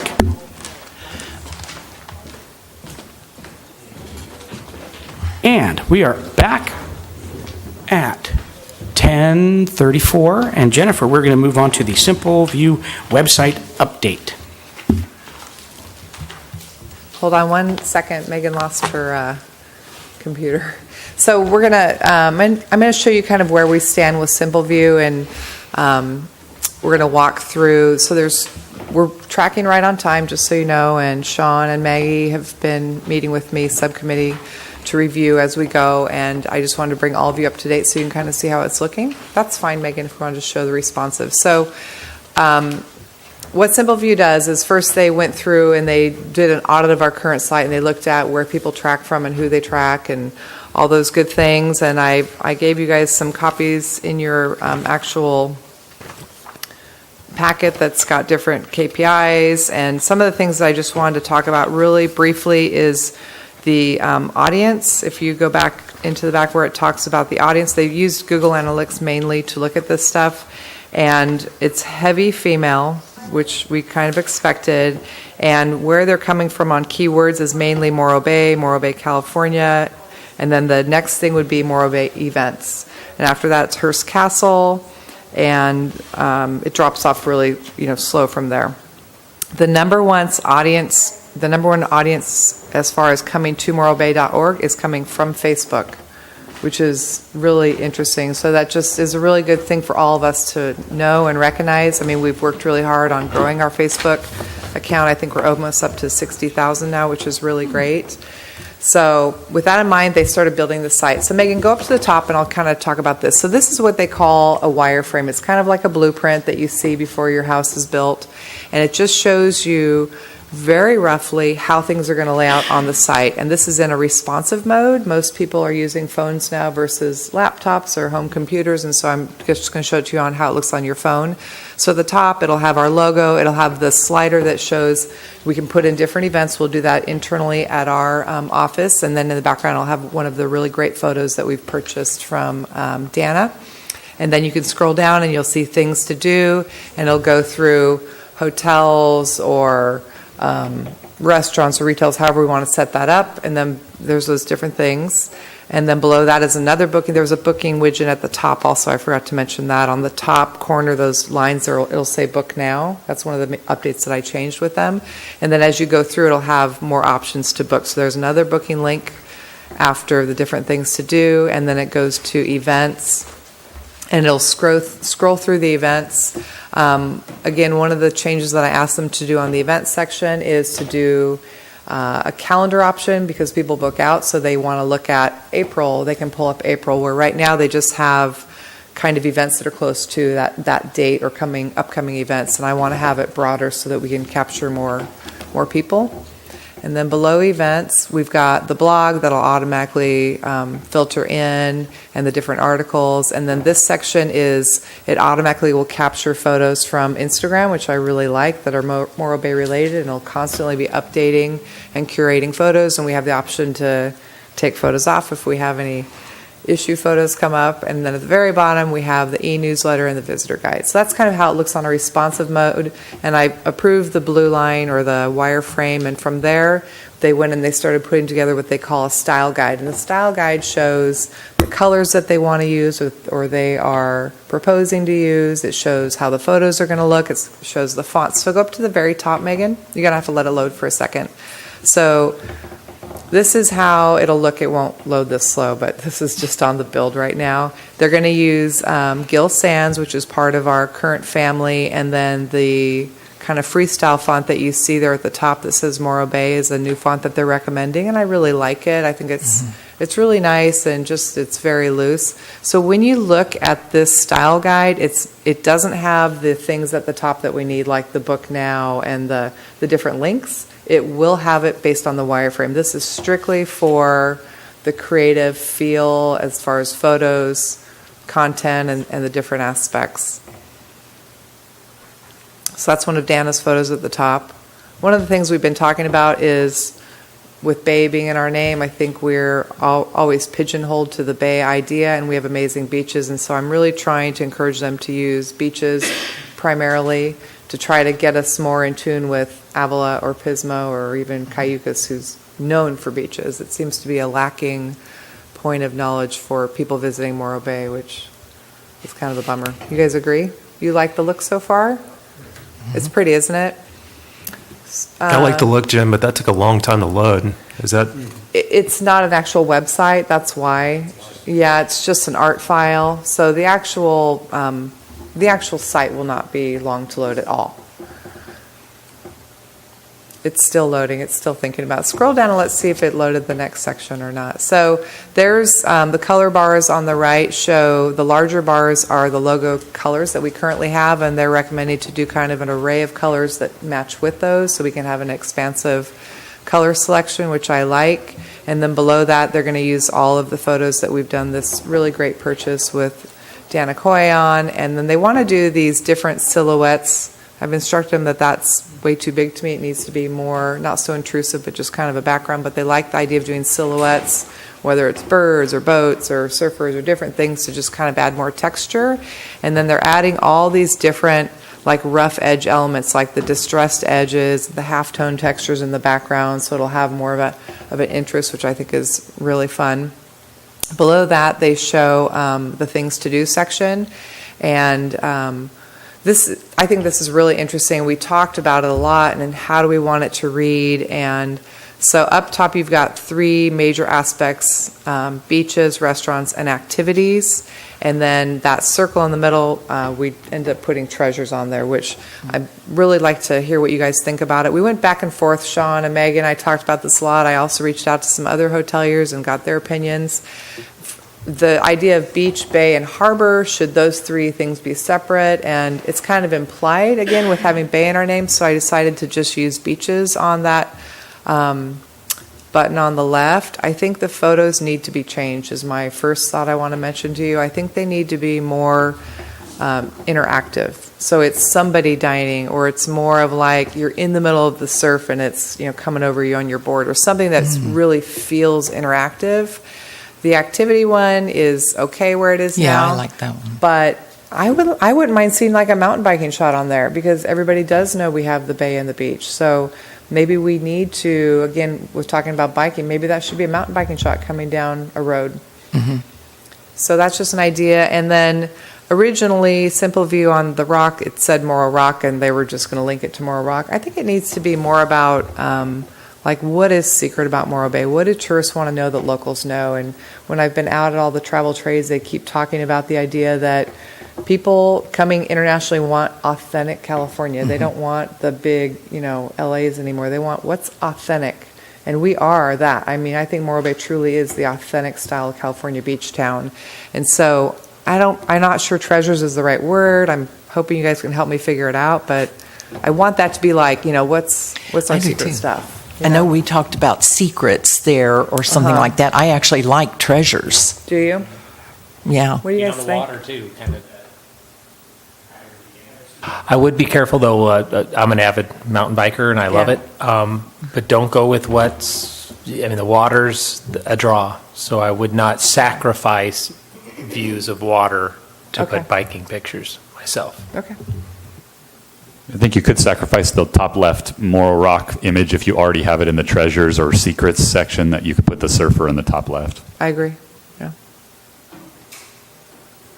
But I love the thing you have under hotels, the beach town hotels. Right. Before, we went through a lot of different iterations on them. What should it say? Should it just say, be a booking link right there? And we came back with the idea of beach towns, because we don't talk about beach. We really need to key into that aspect. And we looked at Laguna's site and Santa Cruz, and I really didn't look at county sites. I was trying to look outside of who we already know and try to see what other people are doing. And the idea of beach hotels or beach town, I think, is a really nice ring to it, and it's different. And then again, as another book your stay, there's another link to the booking link. So they're all throughout the site as you go down. I liked your idea of interactive. I agree, but also, I don't know what these oysters are that we have out of Morro Bay, but they're amazing. I'm not an oyster eater, but Yeah. we were out at Dockside the other day, and they're like 6 inches long. So I don't know if Yeah. those are special, then you kind of have to zoom in to get that Yeah. view. Or maybe everybody's serving those now. I know. Oyster eaters probably know better than I, but I'd never seen anything like them. The small ones taste better. Yeah. Any other questions, comments, thoughts? I think go down a little I do more, have Meg. one question, Jen, Yeah. that maybe because you kind of zoom by, but have we done any type of studies on how many days out, meaning if you're going to promote Amgen? As far as is that people gonna- book? Are we going to start that marketing campaign 30 days out, 60, 90? As a hotelier, I think further out, the better. It creates the pictures, it creates the thought, Right. and at us to get our base, to get our occupancy up well in advance so we can maintain our rates. Seems like a lot of times I'm seeing, not necessarily from your site, but sites in general, oh boy, they're pushing 4th of July in June, and then you call and there's not a room in town. Yeah. So why spend the money? So I'm going to let Marianne go through that because she has all the analytics, but her and I have seen it's very clear on when people book, the look to book window. So you'll see that in a few minutes. I had a little side thing on the oyster thing. Recently, I've been following the Grassy Bar Oyster Farms Instagram page, and they've just been doing a great job with their social media. Because I've always followed Neil's stuff, but Grassy Bar has really stepped up their social media, and you're getting both the bay element and the oyster element, and then this whole family farming element, which I think I hadn't thought about before, but that's such a rich part of our fisherman heritage here in Morro Bay. It's something that is really part of our history, and I think that we sometimes have lost that. And I love that about their social media, and you see it over and over again. They had this great shot the other day of baby oysters with one of their grandkids' hands in them, and it was just, it just nailed what Morro Bay is for me. Yeah, I totally agree with you, Taylor. I'm loving what they're doing right now. I had a couple of comments and a question. First of all, this doesn't even do justice to what's already there. It really does look great, and it certainly won't have loading issues and things like that from the mainframe that we've seen so far. I wanted to basically praise Jen and the whole staff for securing this great photographer at a really reasonable rate. Her work is amazing and it has a really signature feel. It's a little bit different than what Simple Views, if you've gone to other Simple View pages, they kind of, they're so professional, but they do kind of blend together a little bit. So we need to make sure that we maintain our local and signature feel in a way that doesn't feel like a template tourism website. Also praise for the Facebook page and site visits in general. Even this year, this hasn't been launched, but we've upticked over the last 6 years, but specifically 66% increase from January 18 to August 2018 in site views. Probably mostly the result of the Facebook campaigns, it seems. Yep. Another key takeaway, and Jen did mention it, but we need to stress, really keep in mind that the searches are 60-40 women over men, which is different than the 55-45 breakdown pretty much everywhere else. Two quick questions I did have. One, we have one page that shows searches by state, and it's all California pretty much. We do spend a decent amount of time in these meetings talking about other states and other countries, but it still seems like almost all of our searches are in the California region. So I guess all I'm asking is, do we have any international analytics? And if not, if those are easy to get, then it'd be awesome to see. If they're not, don't worry about it. We would have them through SoCal and Visit California. Okay. So I can get those for you. This was strictly from our site, but we can get those. And the other one, and maybe Mental can talk about this. I'm not sure how much Mental talks to Simple View and talks to Steve. That we have a lot of different entities working together, kind of on various campaigns. A big reason why people selected Mental to moving forward was their pitch regarding reason 247 why we're staying in Morro Bay, and I haven't seen that on any marketing materials since. So we're getting sidetracked though. Let's stay on Simple View and finish this. Well. Yeah. Fair enough. It's related, but okay. No, I want to finish this and then Marianne will speak about her thing, okay? So this is strictly, I want you guys to look at the design and make sure you're blessed. I mean, I've already blessed it, but I hope you guys like it. And then I just want to show you the last section at the bottom is the events, and this is where I want them to add at the bottom a little just, December, January, February, so you can click on another month if you want to see events farther out. But I like the way it looks. I think it looks really nice, and that's the bottom of the site. Just has Scroll back up to the top so they can just see the very top one more time, Megan. So there's how it looks. It's got like a rough, broken edge at the top, and again, one of her beautiful shots. So we're going to keep moving forward on. They're on track for May launch, and we'll, I think our next step is to actually see the actual site put together. So good? Everybody good? Liking it? Okay. That's all I had. I just wanted to give you guys an update on it. Thank you so much. Do we need to make a motion or anything, just No. receive and file? Not at all. Thank you so much. That's really, really exciting times. And is that it for the website? That is. Any other comments or questions from the team here? If not, I'm going to invite Mary Ann to. I had real quick, I think the calendar is really important for events. I plan my trips a year out. Up at the top, the white words are lost in that picture. I have no idea what those first word is right there. It just says the typography. It's just showing you the fonts. Sure, I just wanted to point out the color. Totally agree. Okay. Yeah.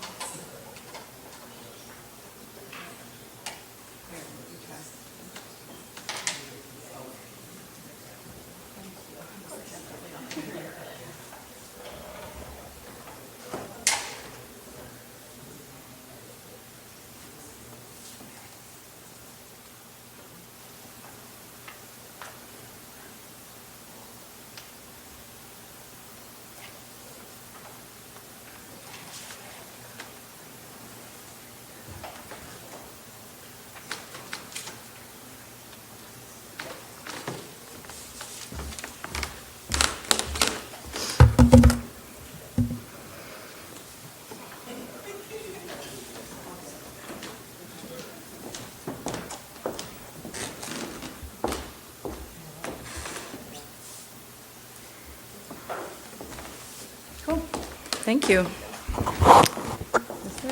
This has the light on it, right? Okay. Good morning.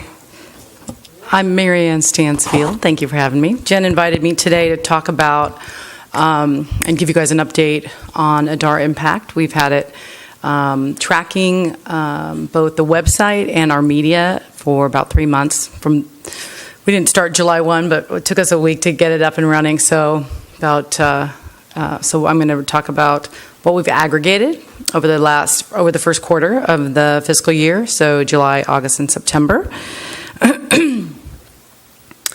And let's see here. Is this battery working? Maybe you can help me out there. I don't know. Is this the right one? No. I had the right setup. Anyway, if you don't mind, Megan, that would be great. Thank you so much.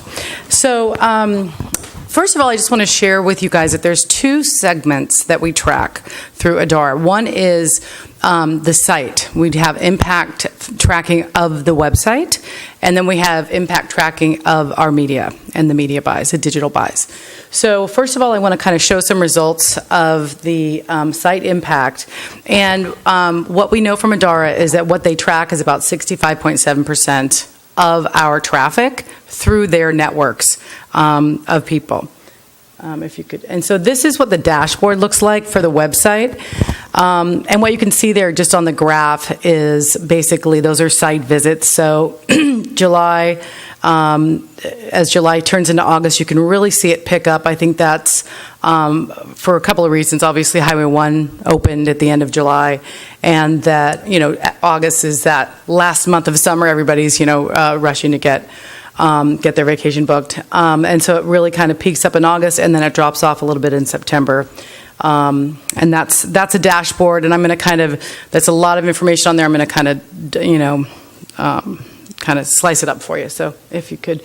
So this information is actually in the monthly report. This is under owned media, under the site impact numbers. So you guys see the searches. You can see how many people, that search for Morro Bay hotels from our site is really great numbers. Also, this number of flights searched to SBP is really, that's 300 flights a month that they're searching for at SBP that we know people that have been at our site. And it's would be actually higher, just understanding that we're only tracking 67%, right? Bookings, this also is in your monthly report. 91 rooms booked. The projected number of rooms booked is times 5, as we only track 20% of the inventory. So the projected number of bookings would be 455, the flights 35, 50% of inventory is showcased there. So projected booked flights are 70 from people that have been on the website, right? Go ahead. So findings from that data is that average length of stay from people that are booking through our website is 1.5 days, which we've known, for a long time, and that's very common actually. A lot of people, that's what one of our main goals is, to grow that number. But now we actually have a benchmark. Obviously we're looking forward to having a whole year's worth of data. Right now this is just 3 months, but it is during the summer, and so that's probably a pretty that's a good starting point, and again, this is site data, site track data. Average daily rate from site track data is $158.32. And then the revenue generated, the hard revenue tracked is $14,434. Projected times 5, $71,170. So we're tracking, like I mentioned, we're only tracking 20% of inventory. So to project it out, we multiply it times 5, and so we can project that most likely in Q1, the number of actual bookings from people from the site were created $71,000 in revenue. Okay? We all good? But that's still only 2/3, or that's the... Right. It's 67%, yes. Okay. Right. But Marianne, so in the 20% that you are tracking, you've tried to do it, how is that 20% identified? Are you doing some low-cost hotels, medium, high, or? It is the partners through Adara, so it would be more of the flags. So like Best Western, so it would be the bigger media partners, but we know that it's tracking 20% of our rooms, and so, I understand your question. Can you fairly say that truly you can multiply that times 5? That's my question. Is it a cross sampling, or if you right? Yeah. I mean, it's an estimate, and so I don't know that we could actually come up with the proper algorithm or the actual. So we do know that, if you want to go back one, we do know that $14,000 was actual revenue, and so that is just a projection, and it's going to be flawed. But so that, take it with, that knowledge. I mean, I'm happy to put like asterisks and so forth, but I mean, that's our best calculation. So, okay, cool. Let's go to the next one. And visitor profile, some of this is, I checked this with, cross-reference with Google, and very, very similar. About 71% of our people going to the website are between 35 and 64. Millennials, the 25 to 34, 16% is still healthy. 65 plus is 11%. The household income distribution, this is something new that we don't get from Google, which is great. And noting that the two largest pockets are between 50K and 1,000, and 100, and 100 and 150. So, that was something that we did identify. Jennifer and I did a reverse profile search of the database, the current database. It was about a year and a half ago. And we did identify that there is a lower income element. And I think it's something, that it's an audience that we don't want to not go after, but we have identified that, in the upper income brackets, there's a lot of room for growth. And so that was part of our strategy about a year and a half ago when we started going after LA harder, spending more money down there in higher income zip codes. But again, that lower income captures the people that are going to the Adara tract hotels. Is that right? Yes. Okay. Yes. So, that seems pretty indicative, probably. Mm-hmm. So, yes, the answer is yes. Okay, I just want to make sure I was processing that properly. Okay, let's go to the next one here. So markets. So these are markets of origin where people are booking hotels from. On the left-hand side there, LA is our biggest market, almost more than twice the amount from San Francisco at 26%. Alternate locations that were searched, San Luis Obispo, number 1, and Monterey, number 2, on not only alternate search, but alternate booked.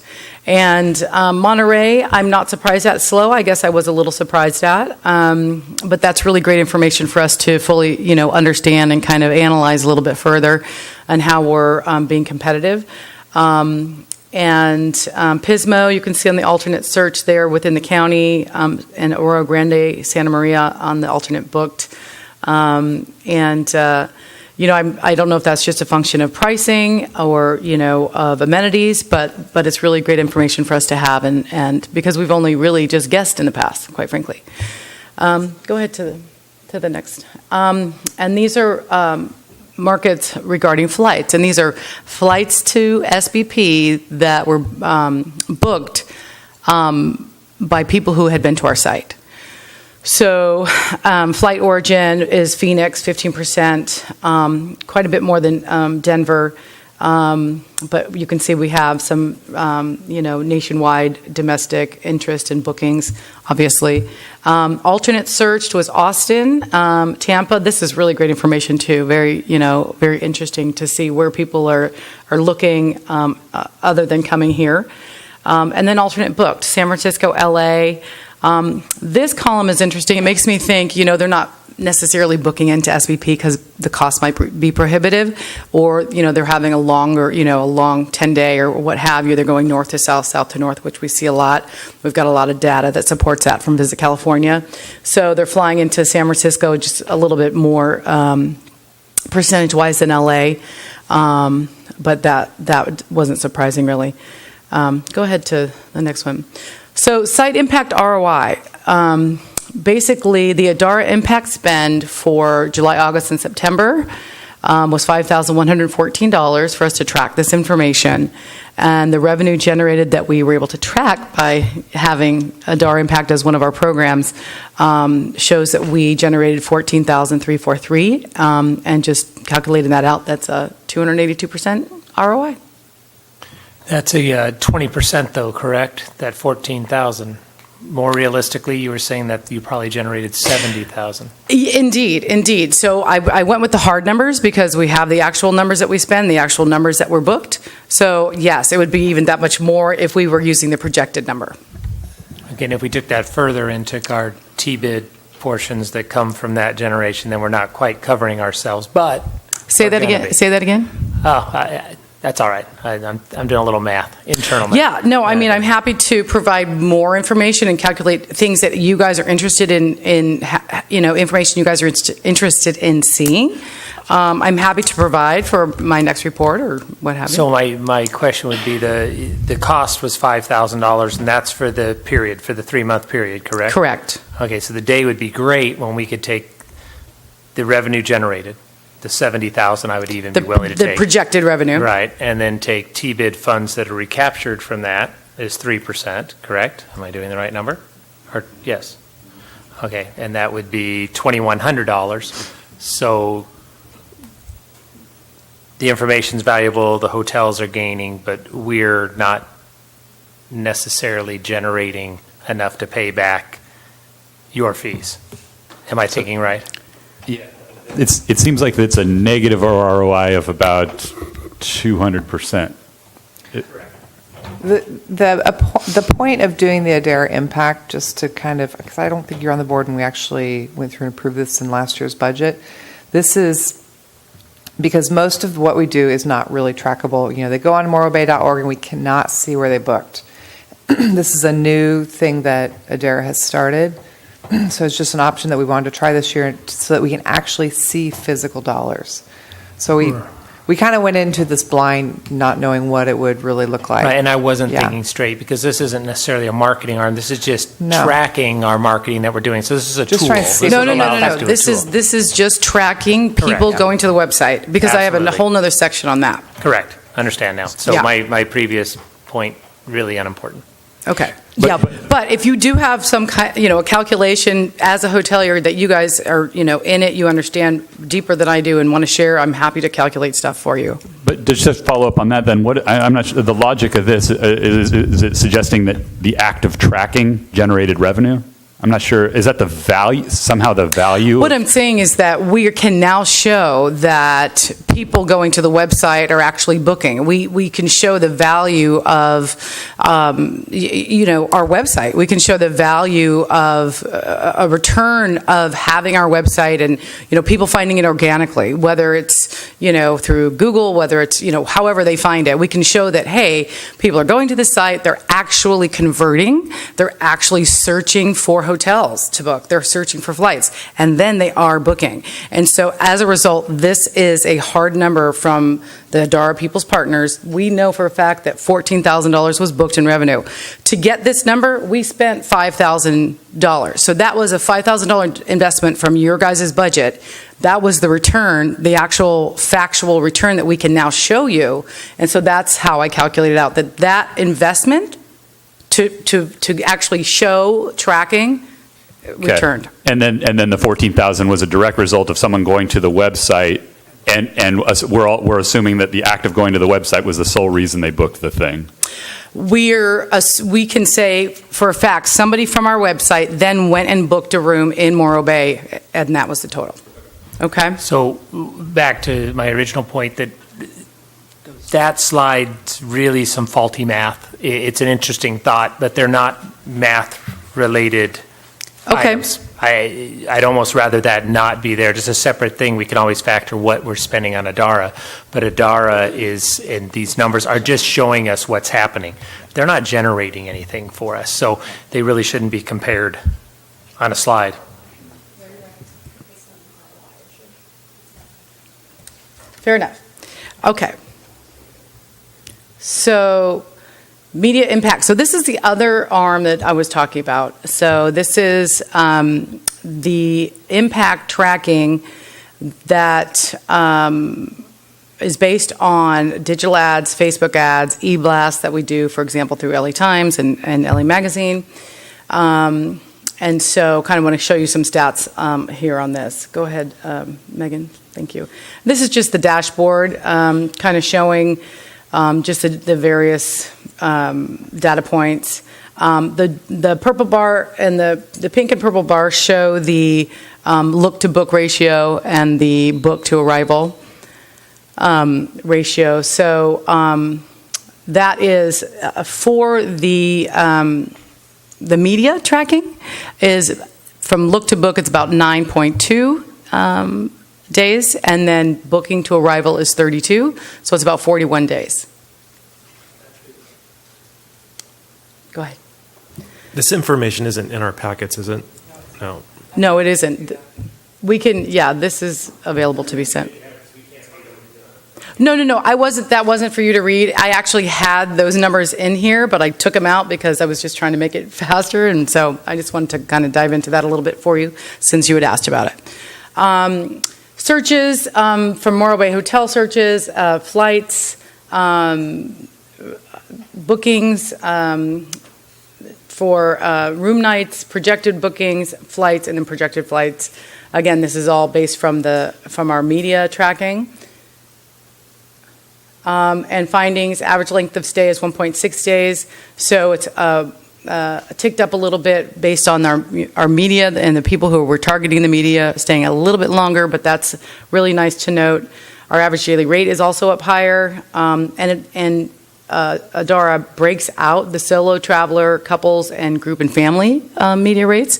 And it's interesting to see the different averages with the group and family obviously tracking higher on the average daily rate. A quick question, Marianne, just so I understand. So Sure. Adara tracks, so someone clicks through on Facebook or on one of your digital Correct. Paid media or whatever, Yeah. and comes to morrowbay.org, and then they're able to follow that all the way through to They're not- 20% of them, yeah, right. So they're not necessarily all going to our website. It's Oh, okay. people who have seen our ads. Oh, okay. And then, they get a cookie, and then they're tracked, and then they end up They searching may go Morro Bay. directly, yeah, or do an organic search. Yeah. Right, so it's tracking Got our it. ads. Some of them go to our site, but not all of them. And so these are people, if you want to go back one, these are people who have seen our ads that then search and then book. Got it. Thank you. To me, that's what's really important, is that we're showing our ads are being effective. So 31,000 people, looking at our ads or clicking at our ads is really good. So average length of stay, like I said, 1.6 is ticked up a little bit. Those are the average daily rates, kind of broken out by category based on their findings. Hotel revenue generated from our ads from July through September is 43,000, and projected revenue would be times 5, so 217,000 projected in revenue from our ads. Visitor profile, similar, but a little. There's some points that are interesting.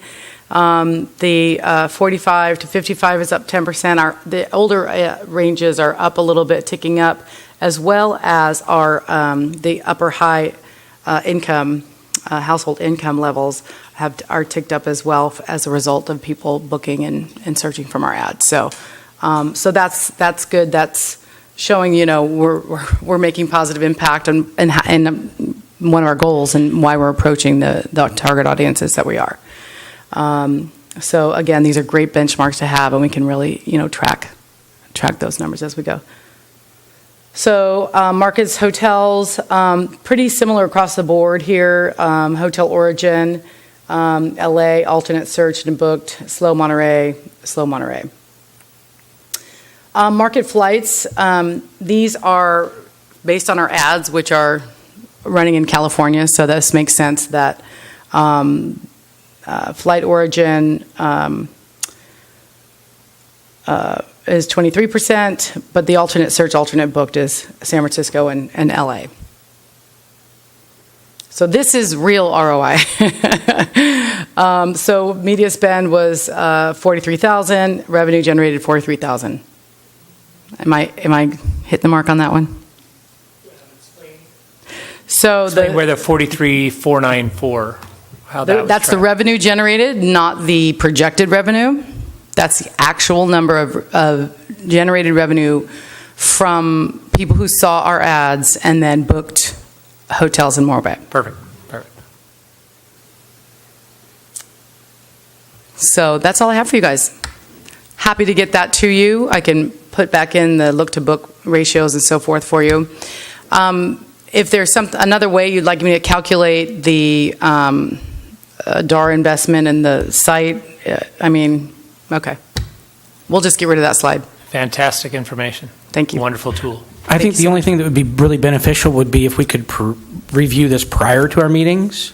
Sure. I'd love for you to come and do a presentation, but it's really hard for me to see it on the screen, and my eyes aren't the greatest, and I know these folks here would probably really benefit from getting it in advance. Not a problem. I think we'd be better to ask more questions and better to serve our constituents by Yeah, and getting I a little wouldn't research mind. done prior to you giving the Sure, presentation. and then I wouldn't mind getting questions from you prior as well, because then I can go deeper and I'll have better information for what you guys want,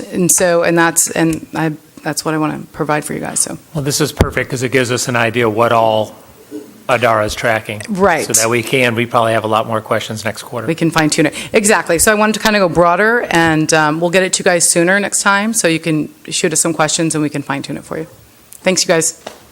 Thank you so much, Marianne. Any future agenda items? Any declaration of any? I do have a public comment. I see a hand coming out. Joan, we don't have public comment, but what do you got to say? We'll let you say something. You don't have public comment on the marketing? Not at the end. On the marketing stuff, you don't? If it's an agenda item, we do. Yeah, Well, he didn't ask for public comment for that. I thought he was going then that's why I'm asking you. Sorry. Hi, I have some public comment on the marketing side of things. I drive back and forth to San Luis Obispo for several reasons, occasionally, as you might do. And on those occasions, I drive by the billboard on Highway 1. And it drives me crazy. So I thought to myself, wow, the billboard hasn't been changed. And I remember a couple months ago sitting at a T-bid meeting for about an hour, looking at slides about the billboard, listening to the deliberations from the dais, and then chiming in at public comment, and then listening as Taylor made a motion, as the motion was seconded, and a new billboard was approved. I've lived in town 20 years. I've passed that billboard a lot. I've been involved with the Chamber of Commerce, the Tourism Bureau, 3 or 4 different marketing firms, and probably 4 or 5 different systems of getting the billboard done. Can you please get the billboard done? Thank you.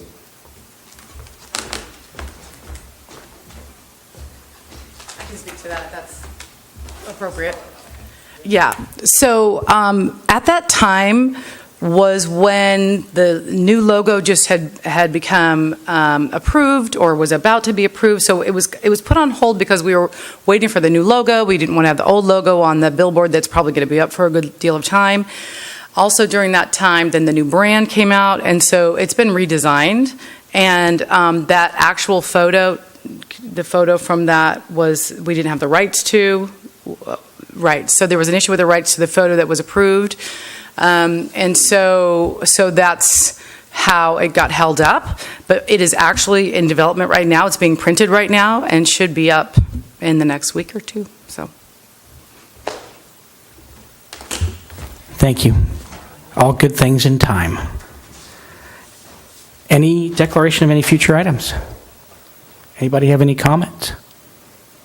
Seeing none, I'd like to thank you all and call this meeting adjourned at 11:16. Have a great day.